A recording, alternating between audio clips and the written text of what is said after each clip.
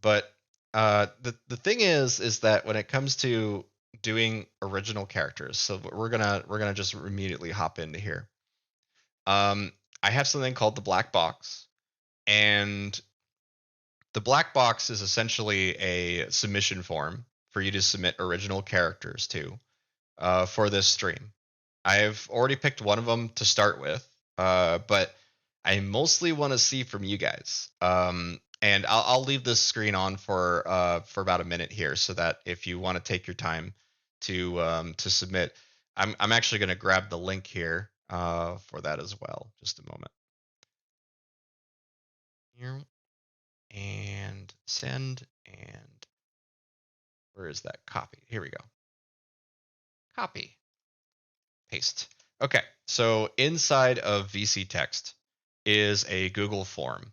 This lets you be able to submit your like any of the characters that you found inside of your prompts. We will be able to turn them into dynamic characters inside of Midjourney. And this is all based off of my tutorial that I wrote back in March. Um, let me just leave this screen on for just a minute or so here, and or not a minute, but like another couple seconds in case people need to see it. Um, or they're actively scanning that QR code. I doubt that they are. I've realized that QR codes are like super unpopular in the United States, like especially after COVID, where people are like, I don't want a digital menu. I just want to, I just want to. There you go. Thank you, Kinky. Yeah. Character creation workshop. Perfect. Perfect. That's awesome. It really just comes down to the fact that I want you guys to interact with this stream as much as possible, and we are going to be making original characters here that you'll be able to repeatedly use inside of Midjourney. Um, let me hop over to and we will turn them into something. Yeah, really, all my characters. Let me hop over here because I'm gonna talk to Mavis here for a minute. I Mavis. Okay, if I don't think you have like a quantifiable way to say how many characters you have, because there's just uh there's I have seen you spit out so many versions of like, let me throw myself into this, right? That I'm kind of confused at like at the sheer volume of your account. Like I'm very curious if you ever plan to make any of them like complete turnarounds or anything like that we can use. But I know you've submitted a few of them. Uh, nah, I mean non-human characters. Yeah, there's a couple of non-human things we need to keep exploring on this stream. But it is true that I oftentimes like I remember like there was an orc character you submitted or something like that. It kind of looks like a One Piece character. We might mess with that eventually, just because it's inside the black box. But I the thing is that like we will be able to turn them into something. Yeah, we'll be able to turn them into like stuff like I have for my comics, right? Where I know that I can repeatedly get a similar looking character that I can then manually fix up. So I it's not a guaranteed thing. Some people are going to have characters that are super divergent, and it's kind of hard to control that. But it all comes down to how simple the kind of silhouettes of the character are. I am for Bill anyway here. I am relying on the trench coat quite heavily to to provide a kind of like base silhouette for him. He has a bit of a shape, pointed upward, lanky figure, and the the idea here is that the more I lean into that, the more the results are going to provide, or just going to give me a lanky character like that with glasses, right? So what we end up with, could we submit animal characters? Yeah, let me answer that really quick. So on a previous stream on my YouTube channel, I'll just pop over. Uh, in fact, I'll ask Kinky to do it because it always blasts some random music whenever I go to YouTube. So, if you go to my YouTube channel, we did a stream with another user, another Midjourney user whose name was Boozlegast, and that stream was all focused on his kind of furry character. They are we what we did was we leaned into like costumes, right, in order to kind of get a continuity of a lion's face. Because when we just said lion or anything like that, it just wasn't giving us the results we were expecting. So you could check that out there if you want to if you want to check out another stream. I recommend hanging around though, just seeing what we got going on today. Thank you, Kinky, for liking all that. That's great. Kinky would like to know if you were able to hear the last thing she said. No, I She's couldn't been hear. having issues. No, sorry, Kinky, I couldn't hear you. Um, most okay, so Mavis said most characters are just one image because I had to beat MJ a lot just to get that one humanoid orc character or get that cute spider waifu. Yeah.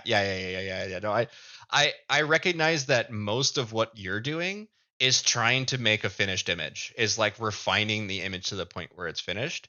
I am trying to get like just reference points, right? So sometimes my sheets aren't complete, aren't just 100% complete, or they aren't, completely cleaned up. The number one criticism I got, outside of just absolute confusion about how an AI comic took 26 hours, um, the number one piece of criticism that I got was that my character sheet looked AI generated. And the thing is it's true. It's the let me pop over to my room here real quick. Um, so inside of my Discord, I have a couple different channels, particularly my Sage Comics here. And I wanted to show really quick what one of these turnarounds looks like when they're just really clean versus what I consider a latently compatible. And this is a phrase I made up. I'm not going to claim that this is the right phrasing for it, but um sorry. Are you there, Kinky? I am. I was hoping you could hear me. Now I Being can hear gross. you. Okay, apparently it's just me or you. Only one of us can hear her at a time. You gotta Because love now I Discord, can't. right? Yeah, right. You gotta love Discord. It is something where whatever we end up evolving this stuff to, if we do end up making that Oh, that Ghost in AC the and I can Shell. DM, so it's fine. Yeah, right. You can just DM. It's all good. But it is true that like that standalone complex Ghost in the Shell scene. That's what I want to eventually get us to, where we're able to collaborate and work together in a space that is more like of three VTubers chatting, and it's not it's not just on Discord. But I recognize the value of getting us all into one, this, I guess, this new form of social media. um Yeah. yeah, it is exciting to be at the early stages of this, but I'll just point this out here. You'll notice that this character sheet looks a lot more generated than my other character sheet here. And this character sheet of Michael is cleaned up to such a degree that there's a couple minor things here and there, but these are all cleaned up to such a degree that I can inject them and always know, or at least reliably know, that Michael's going to come back in a way that evokes at least a pose or a mood that I want Michael to have. It is intentional that my character deviates from having white or semi-white eyes to what is called like Franco-Belgian eyes, or like Tintin sort of eyes. Um, whenever the characters do certain changes like that, I could just draw it if it's wrong, right? So like people get really upset at me when they're like, "Oh, the continuity's off," and I'm like, "Have you watched an anime and seen the characters go chibi? That's going off model. That's an actual term. It's going off model purposely." And it really frustrates me when people are like, "It needs to always look exactly the same." And it comes down to the fact that, at least in the West, like you have to trademark your characters. You have to make them like your own and own thing. And like we've been so conditioned to seeing the same static shapes, because they sell well as marketable things for publishing or whatever, that we can't, like, there are audience members that literally can't enjoy a piece of media because the character shifts a little bit or changes. Like I imagine feel like trying to, yeah, go ahead. I feel like because AI is new and they've seen comics before, now everyone feels like an expert on what a comic should look like. You know what I mean? If it's made in AI, it's like, oh, I've seen a comic before. I know that that's not what normal comics look like. An AI didn't do it right, and they're just Yeah. looking for things to say. And Well, I it mean, has yeah, nothing to do I with mean, their actual knowledge. right. Well, I think that it really just comes down to conditioning. We've been Uh, conditioned to have cartoon characters that can be easily sold at a toy store for 40, 50 years, blah blah blah blah, much longer. But the thing is that these highly recognizable icons or images of characters, um, you buck that trend by looking at Ren and Stimpy, Cow and Chicken, and a lot of the '90s, early '90s animation. And people don't recognize that I'm kind of going there. I am purposely going to look at the off-model cartoon shows, um, as a way to show people like it's okay to go off model. It's okay to change. It's okay to have things be weird and different, because the only reason you're angry with me is because you saw two letters in the description of the comic. There was so many people in the comment section that was like, I really enjoyed this, but I was so disappointed it was AI. They literally enjoyed it up until someone told them not to. Um, that's what Really that sad. is. It was really frustrating and sad. And the thing is that, like, you know, I am aware that why people say that, and it all comes down to like major misconceptions about like data scraping and machine learning.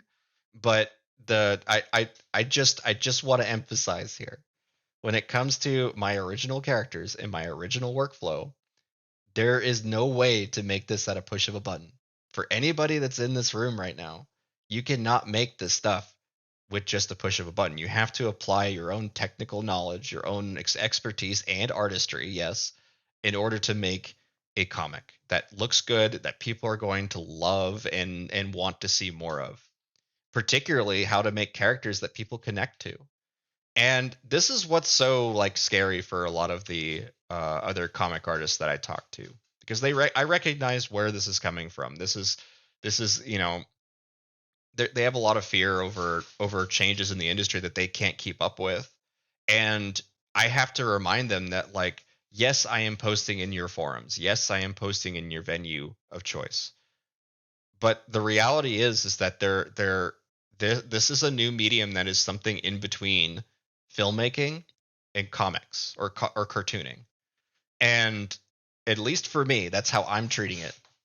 um the cartooning side of this stuff is largely traditional. It's me going, I've seen I've seen 30 years worth of 35 years worth of cartoons. I'm I'm trying to express that, and I constantly redraw faces because of it. Because the AI has no intent. It has no idea what my actual intent is. If I say I want Sage scared, she's just going to have a scared reaction. She's not going to have a reason why she's scared. I give the reason.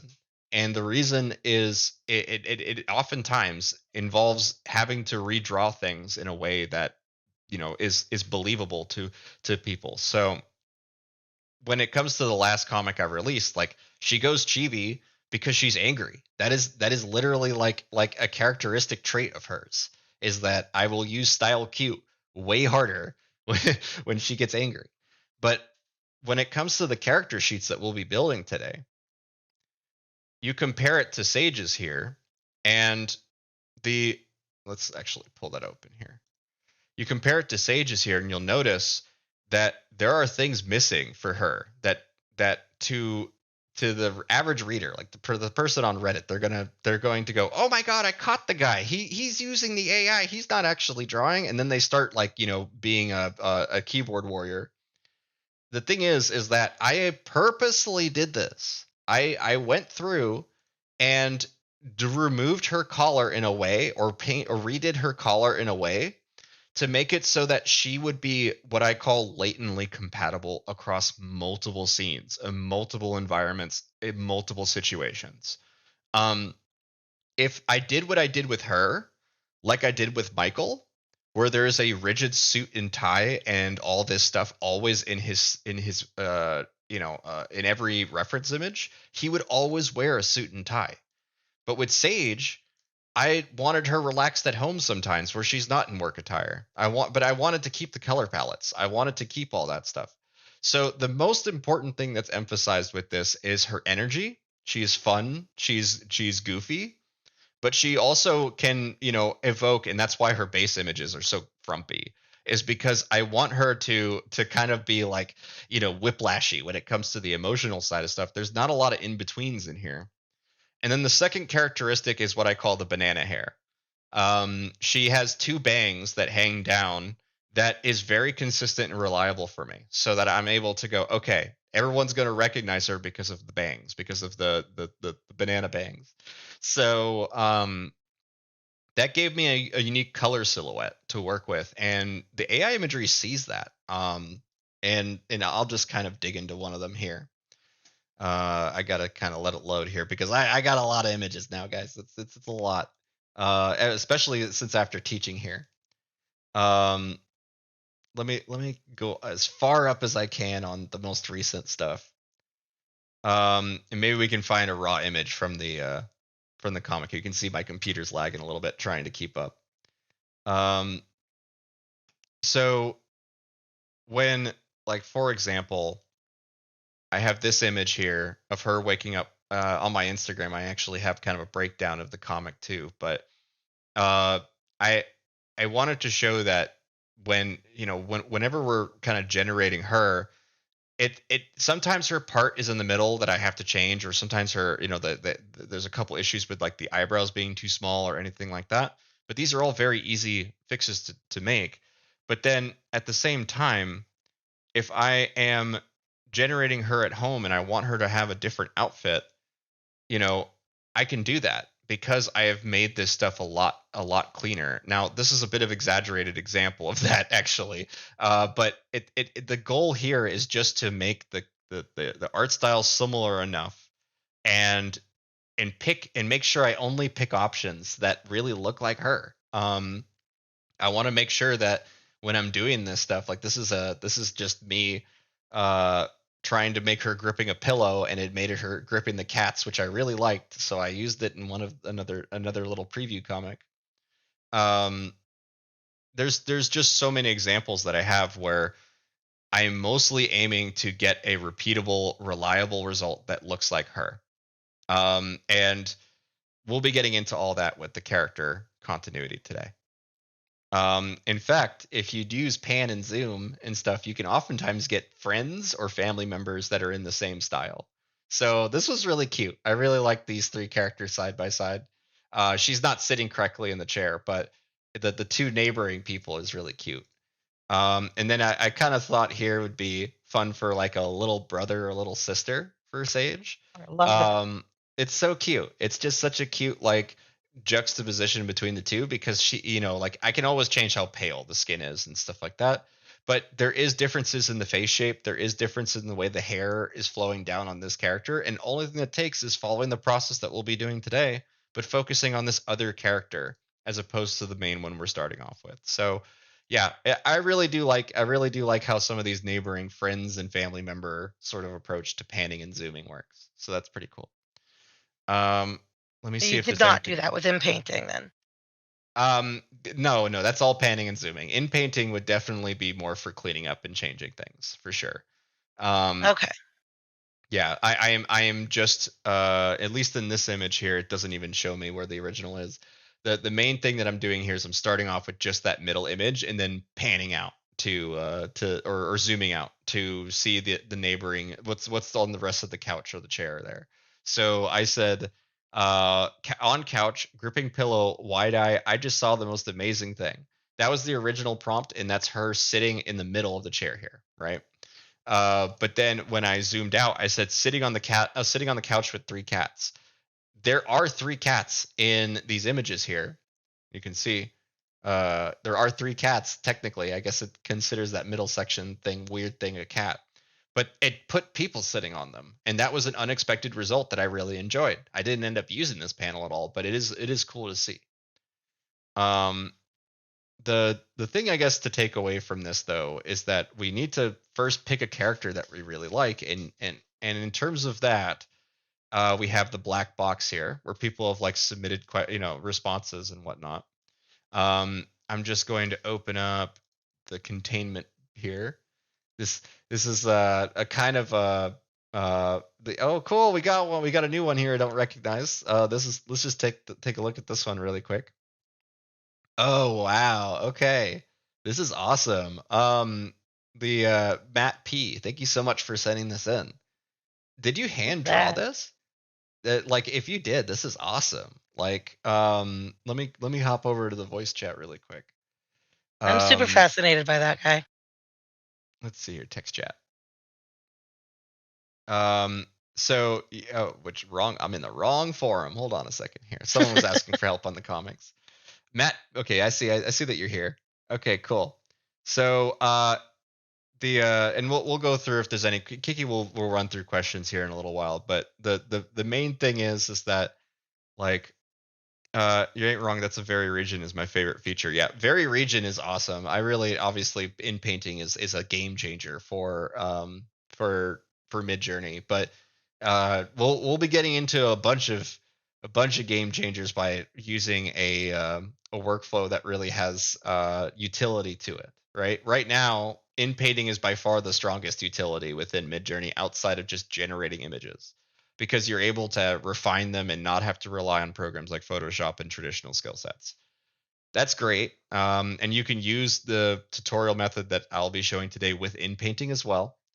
But I largely want to show you what kind of happens here and what we need to do to an image like this, especially a hand drawn image.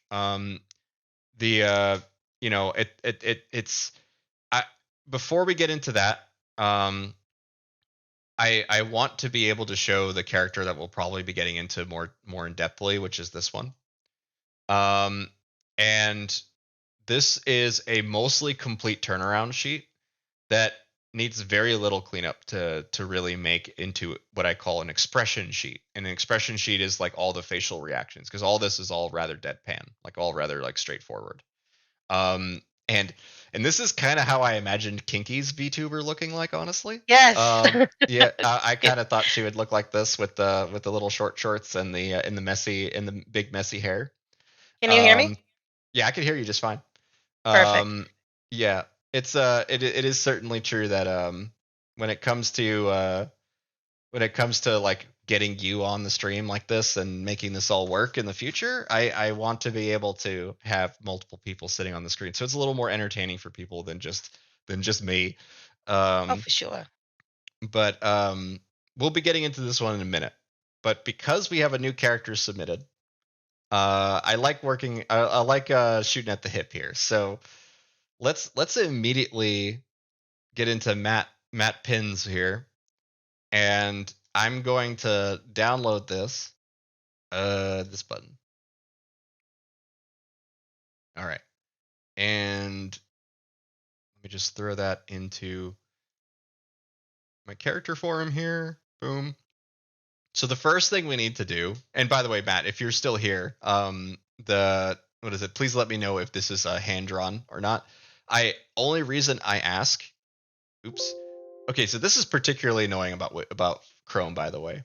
The I'm trying to download this image, right? And there's two icons that are exactly the same right next to each other. I'll point that out here. Oh no, it doesn't let me do it. I'll just hop down here to show that really quick because it's really annoying to me. Like this is one of those things that bug me. There's two download buttons and they're exactly the same icon, right? One of them downloads to the download folder. The other one shows the download folder.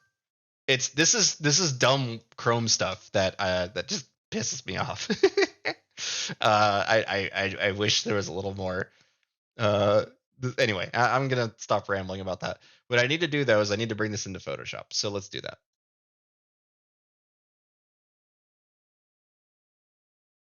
Okay, cool.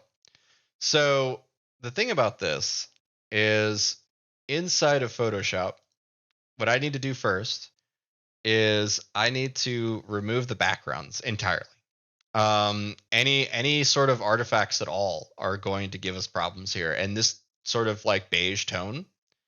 The thing about it is that it's going to make everything background have an influence with the beige, and maybe even some weird silhouettes like this are going to be a problem because it will see that and go, maybe that's something else than what we interpret it as. So I'm just coming into here and I'm just group selecting all that same color. And another much easier way to do this to make sure you really get every pixel is to come up to here, hit the contiguous button, and then hit that, because that turns off needing to, you can basically jump to multiple spaces inside of Photoshop. So that lets me be able to now just select this color palette here. And rather than deleting, I am just going to add white to that. Okay. What this is going to essentially let me do is start off with, we'll see how the tail performs, but here's what I'm going to tell you right off the bat with this character. This, where the rump comes to the tail, is going to be very confusing for it. And the reason why is because there's like this pattern that's on it that suddenly gets broken and abrupted by this arm, and this arm isn't necessarily like anatomical in a way that it might understand it, right? It reminds me of like some of the more, basically what I'm saying is it may not see that the top of the hand needs to have this swirly pattern on it if it can't tell that that's the other hand. So this is what I'm going to do for now, is we're first going to run this without the tail. And this is mostly for us to be able to understand what Midjourney might consider with this. So I'll come into here and I'm going to do quick select, and I'm just going to quick select around this hand. And then afterward, we will try to reincorporate the tail as part of as part of the image here. Sometimes patterns and things don't really work. We have to like draw them in afterward in order to keep them super consistent. But this way, at least, we are able to quickly make this understandable for it. So I'm going to make another layer, and then let's just paint in the white again. Okay. And just because it's way easier to do with my pen than it is for me to do with the mouse and keyboard, I'm also going to clean this little bit up here. And we do have a new upscaler that's now on Midjourney, so that's pretty cool. Up to 4 times that we're able to go up and still retain good quality and all that. So that's really great, especially for what we're doing when it comes to doing little cleanups and stuff like this. But the main thing I want to kind of point out here is that every like little detail that kind of comes into here is going to have an effect in a way that people don't give credit for the image interrogation that's happening here. You know what I mean? Like, especially in Photoshop beta, but when it comes to Midjourney, it's the same thing, at least in my experience. So, are you guys working on my? Yep, Matt, we're doing it. And just to kind of catch you up a little bit, not to distract the other people watching, but the reason why we're doing this, Matt, is because you gave me a character that it has a unique challenge to it, which is the tail. I'm not sure it would be able to understand the difference between these two hands, or the fact that there's a pattern on the hands yet, without separating these concepts. It is a very cool character. And so what I'm thinking with this, first I have to ask, did you draw this? That's what I'm very curious about. And if you did, that's awesome. Just let me know though, because I want to work on as much original art as I can instead of generated imagery. But it is totally fine if this is a generated character too. Let's see here. Okay. So now that I have this, let's go ahead and now cramp this guy down. We've flattened it. And what I'm going to do is I'm just going to select, highlight, and we're just going to run a /describe on this to see what we get. The important thing is that it's on a white background. The line art is a base, but the color scheme design was neat. Okay, so you took the line art from a generated image and then redid all the coloring yourself. That's really clever, actually. Yeah, and working with the line art is actually pretty easy to do too. So you can like just come into here, make sure you have contiguous off, right? And your what do you call it? And your tolerance pretty high. Like let's just do like 60 or something.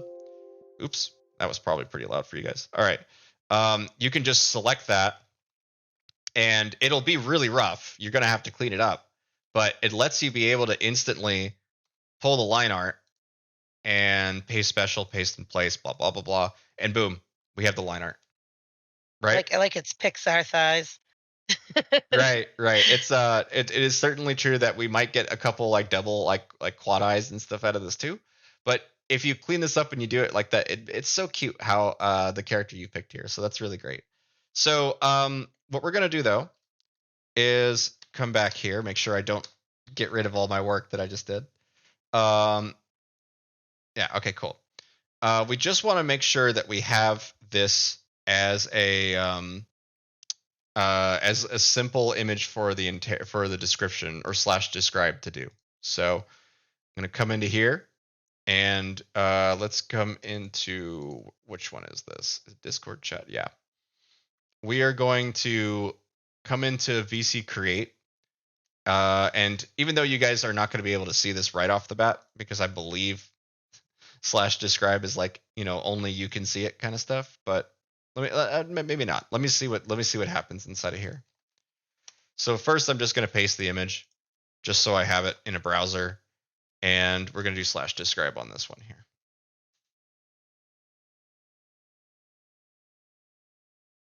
Boop, drag and drop, paste, and then hit enter. And we're going to just see what that one comes out with. No, an artist made the liner. It's a base I got from the internet. Oh, okay. That helps explain a thing or two. Okay.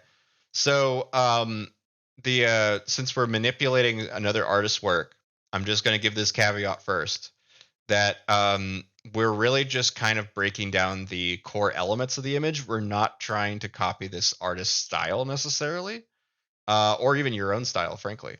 What we're trying to do is we're trying to see what terminologies, what words work for a character that looks kind of like this fawn character.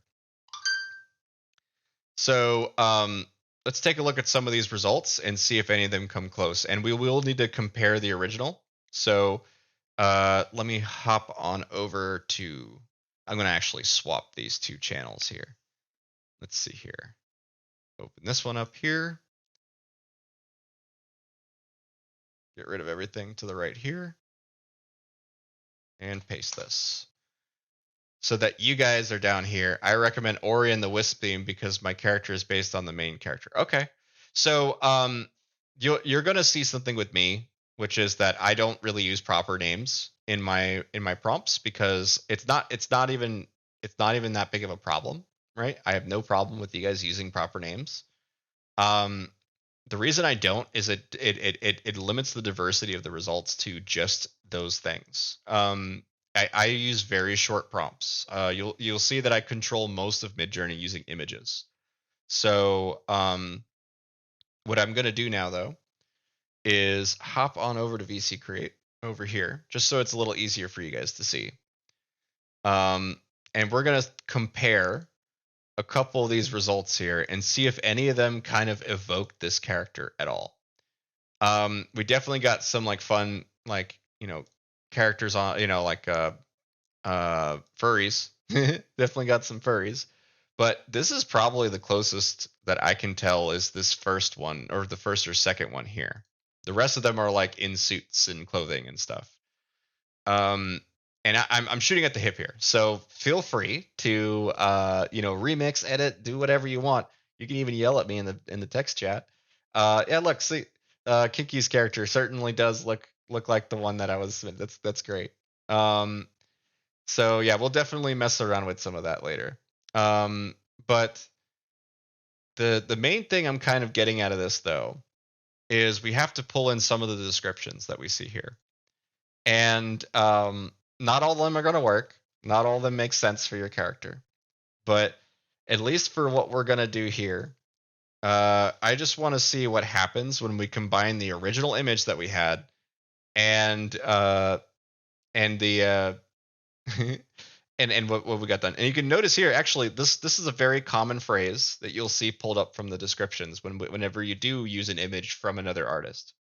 Commission for. Commission for is certainly a phrase that you can imagine is inside the metadata of like DeviantArt and stuff. Like, I got this commission for blank and blah blah blah blah blah. It this phrasing will come up if I see this phrase, especially if you didn't answer me prior to whether or not you drew this. If I saw this, I would have been a lot more assumptive that you just pulled it off from something on DeviantArt, right? Because I see the word commission for. But what I'm gonna do is we're going to grab the original image that we had run the interrogation on, /describe, and we are going to throw that into the front of the prompt here, just to see what it does. There's a couple of things. So it says with no pause. I'm going to get rid of that because we know by the context that it has pause. An animal with an eye and teeth. I mean, it's odd that it says that, but I'm going to leave it in for now because it does certainly have eyes. It doesn't have teeth. Let's just get rid of teeth. And then you can kind of imagine it's going to say an animal with an eye. Maybe whatever the context would have been after that statement is like with it could have referred to like an eye with no pupils, or an eye whatever. A lot of these are broken phrases that we're kind of taking advantage here. And light brown and teal, that's pretty accurate, I think. Genderless, that's pretty accurate. Full body, yep. Light orange, yeah, sure. Light brown, pool core. I'm gonna dig into pool core later. We'll figure out what pool core actually. Yeah, we'll figure out what pool core means later. But I'm just gonna paste that image that we had into here, and we're gonna see what we get out of it. And then I'm also gonna do one where we are kind of matching the aspect ratio of the original image a bit, just a bit. We don't have to go too close to it.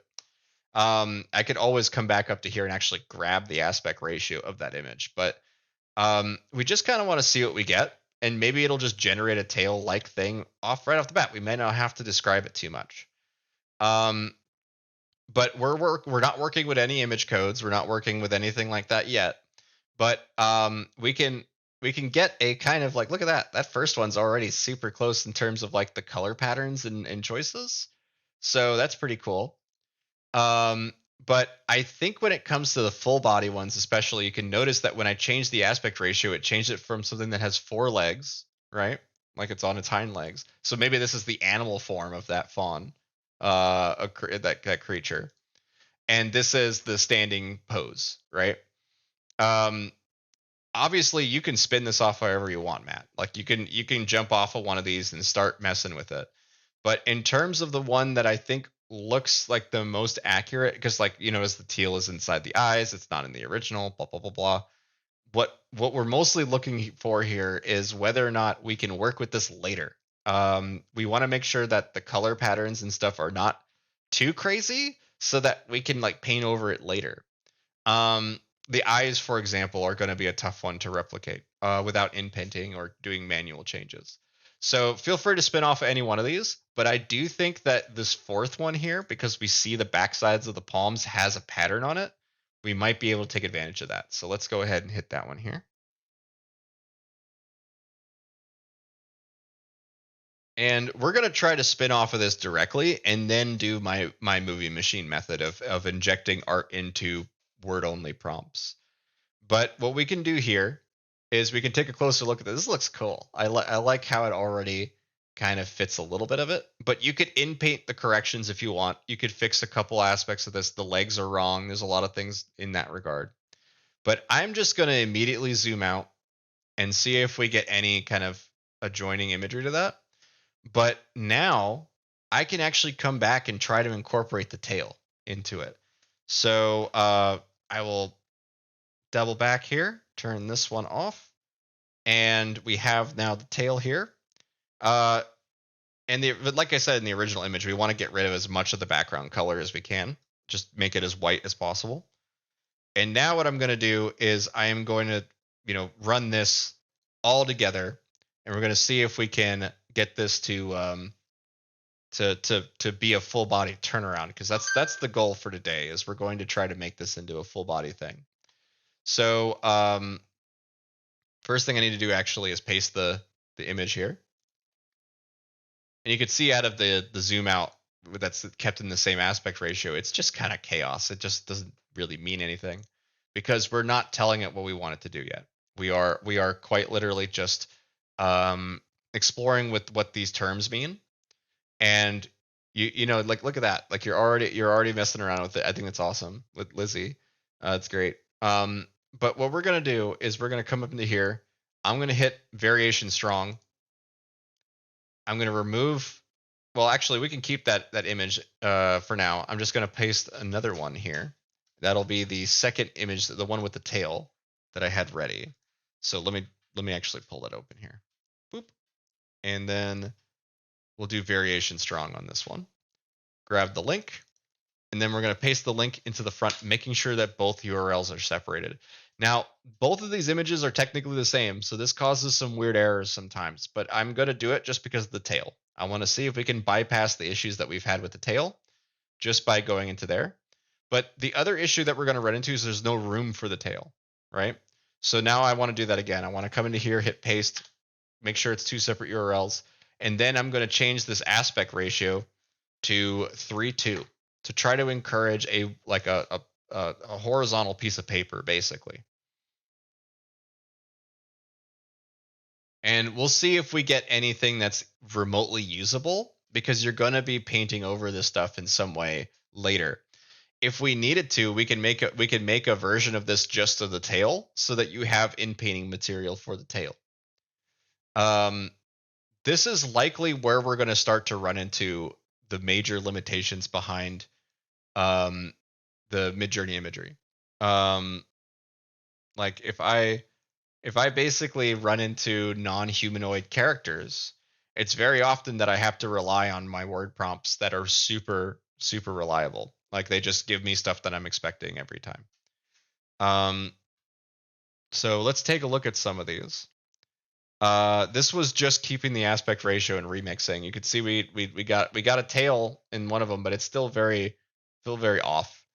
And this one is another remix, but with this one's a very similar situation where we've included both, but we are getting really close on some of these. Like the way the patterns are kind of dancing around on it is pretty cool. You can always pick which one you feel like is the closest, but I think we're doing pretty good so far. I like the first one a lot, actually. Even though it's not terribly on model, it has the eyes that we can use easily. So I'm gonna say that let's go with you're already picking. Okay, cool. If you pick them, I'm gonna use them. So, but if we look here, as soon as I widen the aspect ratio, I'll jump over to this here. As soon as I widen the aspect ratio, it immediately tries to bring the arms down to the ground because it's trying to fill the canvas. Okay.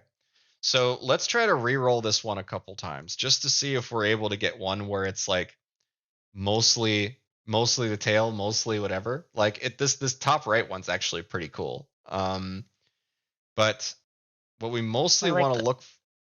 Sorry, go ahead. I like that one too. I like the bottom one as well because the big thick tail. Super cute. Yeah, it's a lot of these are really cute.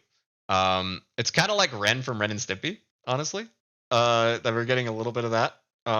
Especially with some of the like standing ones where he looks like he's more like in a suit, like this one here, like in a costume. Oh, that was a rendering image. Hold on. There we go. This is kind of funny to me. It's like a space cadet. But what we're mostly looking for here is something that we can easily inject into. And if we run into an issue, we'll just simplify the original character design so that we'll draw in those details later. But let's try to make a full body turnaround off of the ones that you've picked here. So let's do this one here. Let me open this up here. There you go. So Lizzie picked this one. Matt, feel free to come in and go to VC Create and pick any one of these that you feel like is like the closest in terms of like the mood or expression of the character that you want. I know you answered some questions in the black box, and I won't dig into that just yet. But I do want to see as much user participation as possible. um, but what we can do is we can immediately start building a word only turnaround. And just to kind of catch a couple people up on here, um, if you go to victorgnarly.com and then you click on movie machine at the top, um, the thing is like I really need to make this link a lot better here. If you click on that link in the middle, um, you have everything that I'm going to teach you guys over whatever length of time Midjourney and whatever honor Midjourney has given me to talk to you guys here today, for however long they tolerate me. It'll be everything inside of this tutorial, starting off with original character creation, all the way down to how to make like dynamic animated VFX within Midjourney. The VFX stuff is pretty old. Like you really need to like go into older versions of Midjourney just to access a few of the unique upscaler kind of things. But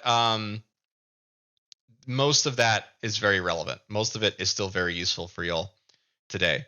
So what we're going through mostly now is the first chapter, is just making an original character and pulling it out of the prompts and so on and so forth. But a major aspect to my workflow is that I do not rely on image weights at all at the very beginning of the process, because we're more trying to create a character sheet that we then inject the art into afterward. So, I can just copy this one from my old tutorial here.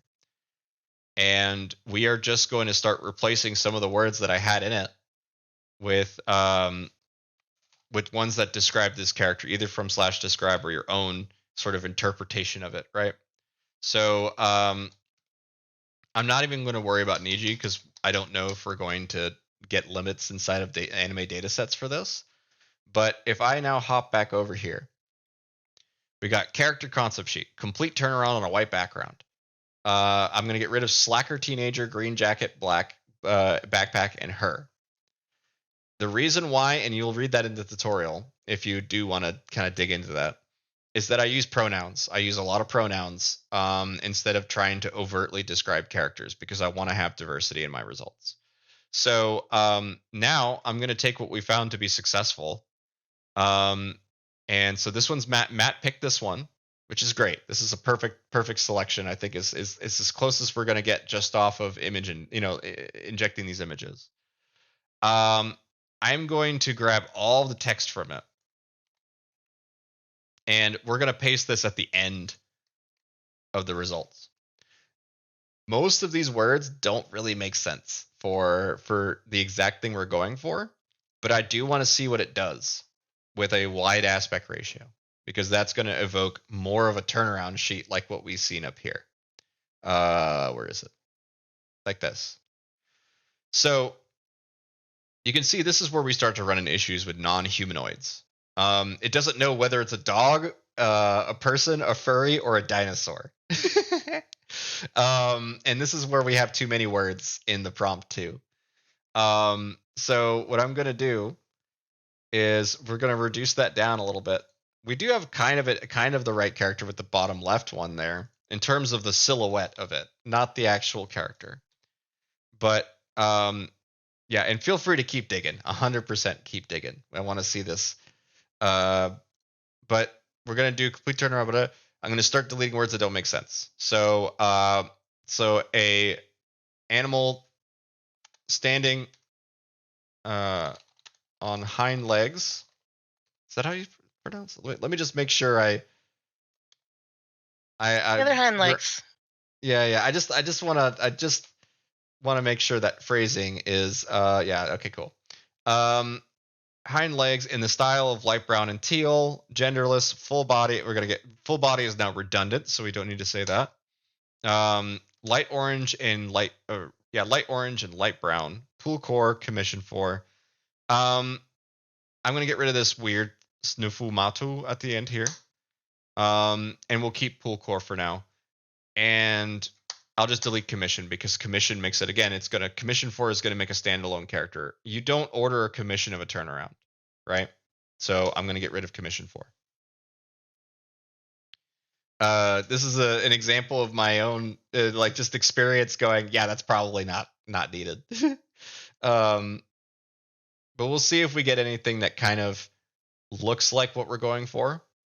And I think we are. I mean, like in terms of the silhouette of it is the most important part. So let me open this up in the web focus here. Oops. Yeah, this one here. Whoop.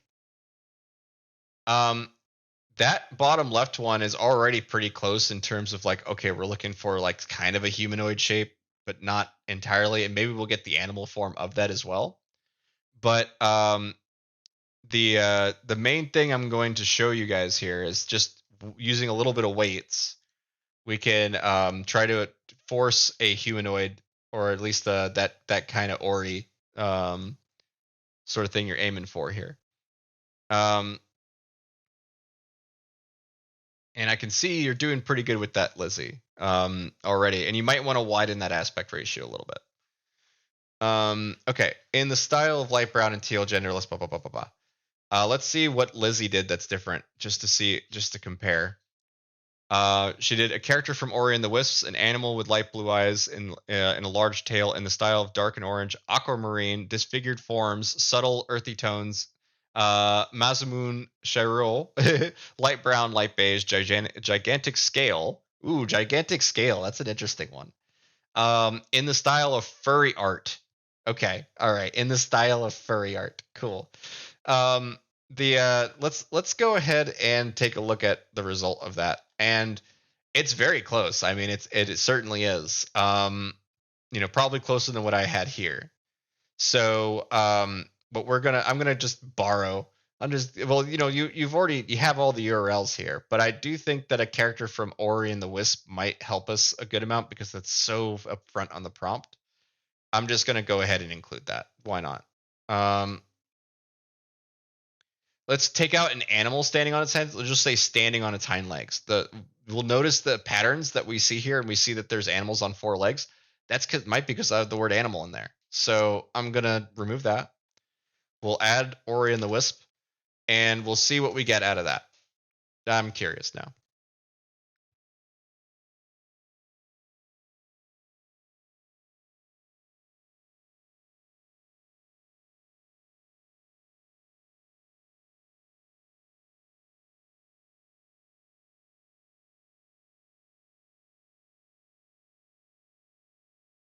All right, let's take a look. And again, we're not using any image weights. We're not referring to the artwork itself at all. We're just trying to get something that has a similar silhouette. And because it's a non-humanoid, I am going to re-roll this a ton, just to see if we can get, because I am getting something I think is reliable, which is non-humanoid, but also, in the same silhouette or vein of that. We might want to put more emphasis on the tail. In fact, I don't think I have the word tail in there. Let me see. Standing on hind legs. Let's go with big bushy tail. I know that the furry art one is going to definitely encourage the big tails and stuff, but one of the things I want to avoid at this point is pigeonholing or just putting myself into a specific, yeah. I just want to kind of play around with this first before digging into specifically furry art or anything like that. We have some pretty fun stuff with the top left one here in terms of like the dynamics, but I want to keep going. You can see we got them on four hind lines against Lizzie, and that's from the wider aspect ratio, but it's we might need to add to your prompt standing on hind legs too. So what I'm gonna do though is I'm gonna re-roll this, but then I'm gonna put more weight on let's see here. Let's do standing on hind legs, and I'm just going to put a 2 at that, and we'll see what we get out of that. For the one that we didn't have the tail, I'm going to re-roll that as well, and then I'm going to put tail and then put a 2 at that, just to see if it helps encourage a result. I feel like I can already hear Mavis, like in the back from somewhere in the world, just going, "Do it this way," like, and in terms of his excitement of being here. I really do appreciate. It's so funny because I think that there's an assumption too that like um when people are really critical with me, especially with how I'm doing things, I don't know the perfect way to do things. I'm just doing it the way I know how to do it. So I just want to emphasize that everything that I'm doing, please take it subjectively, with a grain of salt at least. You're gonna see other people do better than I do because they're bigger power users than me. I mostly doodle. You know what I mean? Like I'm not always on mid journey. But that's looking super close in terms of like the body shape. We have the belly. Well, we have the legs here at least that's coming out. So that's pretty cool. Um, and we're mostly trying to avoid bad silhouettes. I do think this rabbity sort of character is actually the most on point so far. So let's go ahead and work with that. And the like you certainly want to start using make zoom, I mean make square or anything like that if you have cutoffs. But let's take a look at another one here. Um, these ones are basically off. I wouldn't count that one. Mats is rendering, and we got this one here. Okay, so let's try to inject into this one. This is where we start my workflow. Right now, we've just been messing around with prompts and descriptions. So I'm going to scroll back up here, and I'm going to grab the URLs here, and I'm only going to use the the complete one. I think I believe that's the second URL here. Probably the first. Let's just double check on that really quick.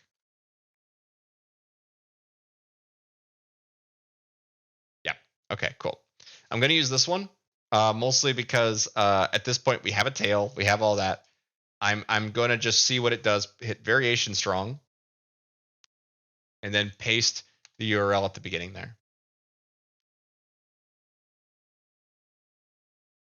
The idea of what we're trying to do is we're trying to influence this turnaround sheet to behave like the character that's up there. His hands are way too small. I get we're gonna probably run into more anatomical issues. But these sorts of characters are really challenging. Like it can be quite tough to. But look at that. We're already really close on some of these details here in terms of like general body shape and stuff. Um, I'll open this up in my browser here. So you got to remember that most of these details you can traditionally repair, right? And you could see just how much it's leaning on that original image because the turnarounds are mostly gone. It has no it has a little he has a little deer butt, little fauna, like it totally saw a deer at some point and gave it a little deer butt. um and you're able to essentially try to control how complex the results are so that you can fix them later because patterns are particularly troublesome. Like if you want the pattern to always be swirling in a certain way, I highly recommend you do that traditionally. um the main thing we can do though is we can try to influence this to be more easily understood, or as I call latently compatible to midjourney. And the way that we do that is actually by butchering the image. I'm going to be just straight with you on that. Um, so if I now hop over to my tablet, okay, we are going to try to make this image more easily understood by Midjourney. I'm going to keep the swirly patterns on the hands, but I'm going to get rid of most of the other patterns. This is just so whatever we inject into Midjourney is kind of like a puppet. It's a very basic image that we can work with. So let me come into here, hit select here, grab all this.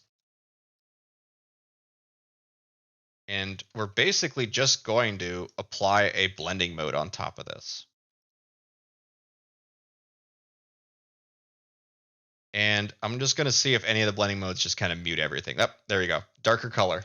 Darker and lighter color are such clutch for this because it really lets us separate the nuances of this and be able to hopefully get it interpret what this is. So now I'll do that again, but for the legs.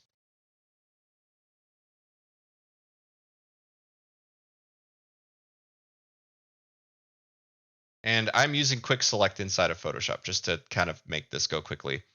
Um, if you did this manually and properly, like if you started with the sketch that you did, then you could design your character from the get-go to be more compatible.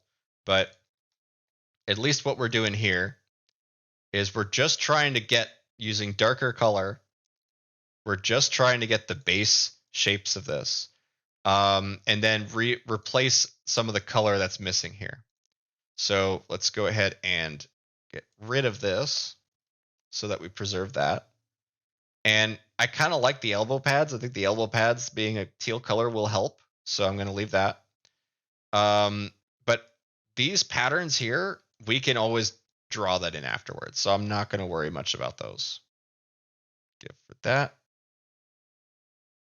Again, I'm doing this very quickly and very rough because I'm trying to also prove a point you don't need to be that concerned about every detail. You just need to get it to where it looks right and the outlines are clean. This particularly the silhouettes are clean. So like I'm just moving this shape a little bit just to make sure I still preserve as much of the outline that I can there. And then I'm just going to come in and draw in some quick fixes. Like that. And we're mostly just trying to get it so that it understands at least the our basic intent here. So let's go ahead and I'm gonna put an opacity on this one. Go for, oh, not that one. Yeah, let's go for an opacity on this one, just so that I can see where I have to clean up and remove some of that. Let's go for a smaller brush.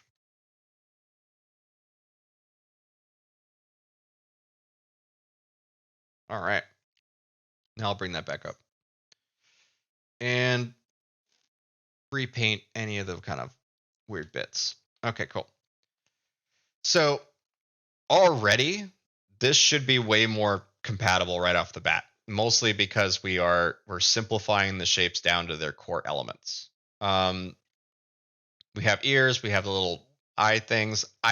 The thing is that at least in my experience, I've seen plenty of folks do like weird chimeras and other things. But what we're gonna do, just to kind of make this quick and easy, I'll use Gen Fill to just kind of remove these two suckers so we can see if they if we can just paint that in afterward or anything like that.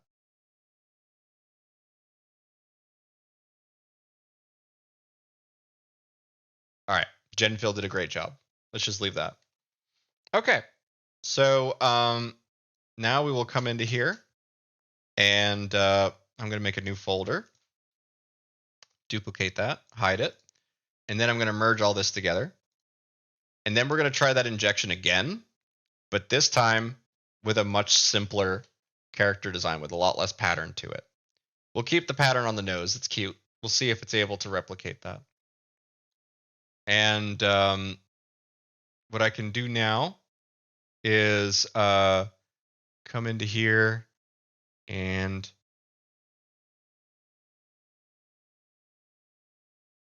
oops, this one here. Yeah. I'm going to just take a look at some of these. We'll do this one again just to see what it do. Oops. I didn't mean to hit variation on that. I just need to post the image. That's what I'm missing here. There we go. Now that I've pasted this simpler version of the character, I'm going to come back up into here and we're just going to start injecting it into anyone that features a bit of a turnaround. So you notice that like this one already has the image in it. That won't work. We need one without images. So this one here, variation strong, paste the image, submit. And then I'm going to do this on any one of them that kind of looks right in terms of the shape that we're going for here.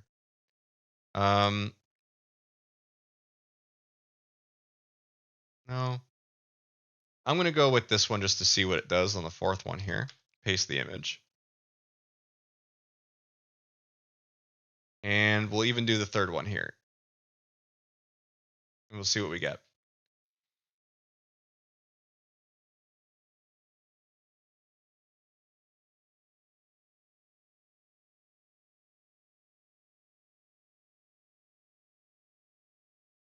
All right. So we still got, I think, one rendering here. But you could see that now that we have simplified the character design significantly, the tail is far more dynamic, at least in my opinion, and repeatable. You have the eyes tend to be a lot more like, furry like and stuff that I'm seeing. But what we're essentially doing is we're trying to create a like a really clean puppet for us to use. And when I did let's see, that this was the reroll of that. It's very bunny like on this reroll. So I'm going to inject on the first one just to see what we get. It looks like a jackrabbit. Yeah, I right. love it. So the thing is that on any of the ones that were already upresed, we can try to force them to be turnarounds too. So I'm going to take any of the ones from Lizzie or Matt that they've upresed, and I'm just going to hit custom zoom, and then inside of custom zoom, I'm going to change that to 3:2, and at the very top of the list, I'm just going to write full body turnaround. Keep in mind, it'll look at mostly humanoids when it says full body turnaround. So this is where we start to get a little bit into the wacky stuff. So again, I'm going to do custom zoom again. Full body turnaround. Fully body. Full body turnaround. Ba-boom. And we'll see if we... Oh, that's right. I forgot to change the aspect ratio. Damn. Let me do that real quick. Full body turnaround. And then switch this to 3:2. And we can even switch it to animated data sets at this point, but I hesitate doing that right now because I don't know if it's gonna really make sense. We got this one here. I think that there's some potential out of particularly the bottom left one. So I'm gonna do that one. The idea of what we're doing here is actually pretty simple. Is that we're trying to build a character sheet that that lets us get multiple angles of the same character. At least something that lets us be able to easily manipulate and change.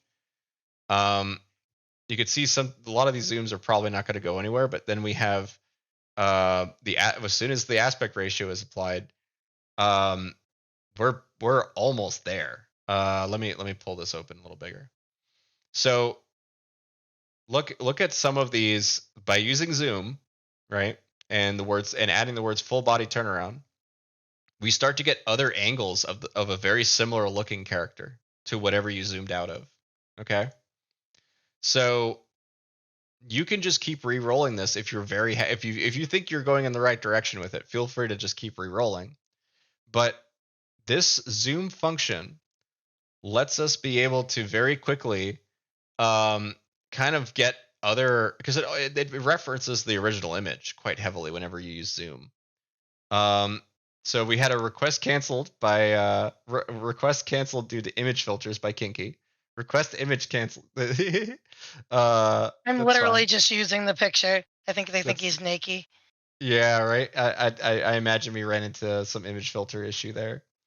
But it's there's certain elements to it that could be very useful to to like, how can I say this? Like, I see a lot of the character sheets and stuff. The reason why I try to avoid just character sheet, let me pull this open here, is just because it adds so much flutteriness. It's so finished in that regard, and it's we really more want to go for a turnaround than a sheet necessarily. But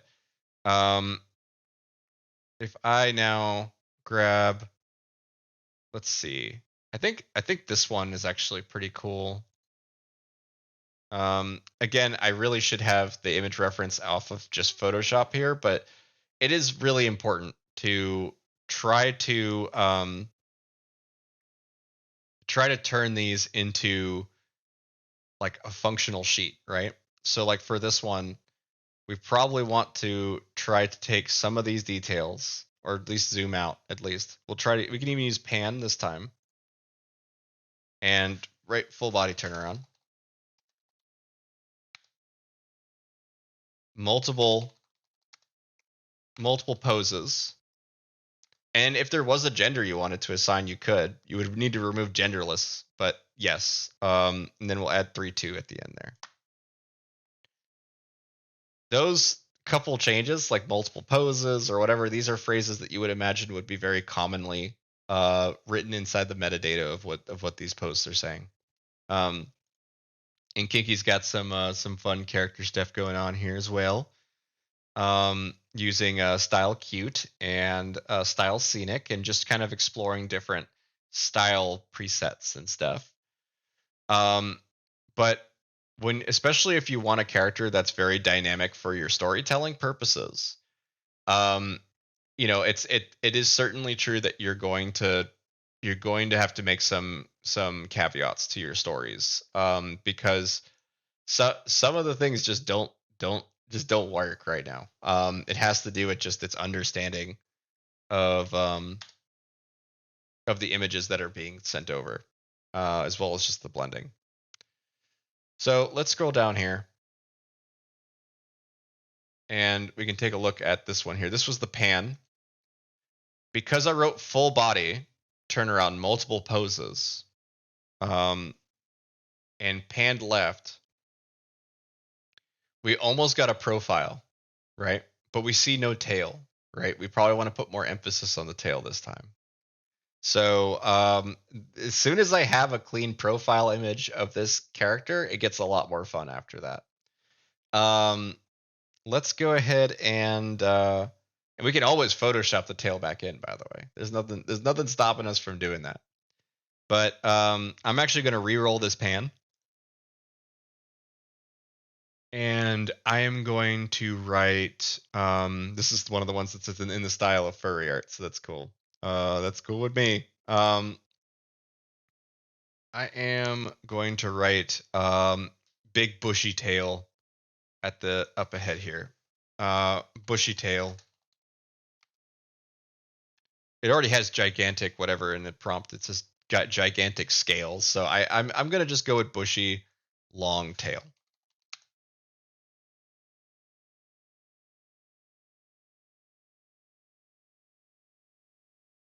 Are there any questions, Kinky? Let me check. I've been trying to generate with you guys. I I appreciate have it. seen mostly questions about the VTuber right now. And Matt Penn was talking a little bit about his character and chat. For now, I got access to my Wacom tablet. I'm gonna mess around in Clip Studio with the generated characters. Lissy says I'm trying to get the eye to work. I'm curious. There's not really questions so much as statements right now. Okay. Cool. Yeah, and we have some regulars coming in, so it's quite normal for people not to be asking a bunch of questions and instead just start like digging into all this stuff. So I really do appreciate they're the mostly folks who keep vibing coming with back. you. Nice, sweet. And you can see that when I added the one with bushy long tail, it started giving something that might work for that, but we really just want to, because we're working again with a non-humanoid, this is going to be some re-rolling going on. So I'm just going to re-roll that a couple times. Screw it. Let's just see what it does. The ideal thing I'm trying to get out of here, though, is I'm trying to do as little work as I need to in drawing, because I really like the ideas that Midjourney comes up with for characters. And then we'll I do basically have a question from Chrissy Beth. Yeah, sure. And it's one that we've covered before, but I think it would be great to do a reminder. She says, maybe a dumb question, but there's no possible way to teach Midjourney the name of a character and then reference it in future prompts, right? But there is. I think that if we could show them how to do that. Okay. All right. So this is kind of it's not in any way a hidden feature. It's just not used the way that we use it, right? It's called /prefer. And once we have a successful character turnaround, it effectively becomes a series of URLs, anywhere between 3 to 12 URLs usually. And what we're trying to do is we are we're going to use /prefer to save those URLs so that we can easily access them later. And this is by you type /prefer, hit option set, and then you're going to name your character. You can see I have a bunch of characters in here. What this ends up doing, and we need to finish this character before I can actually paste those URLs.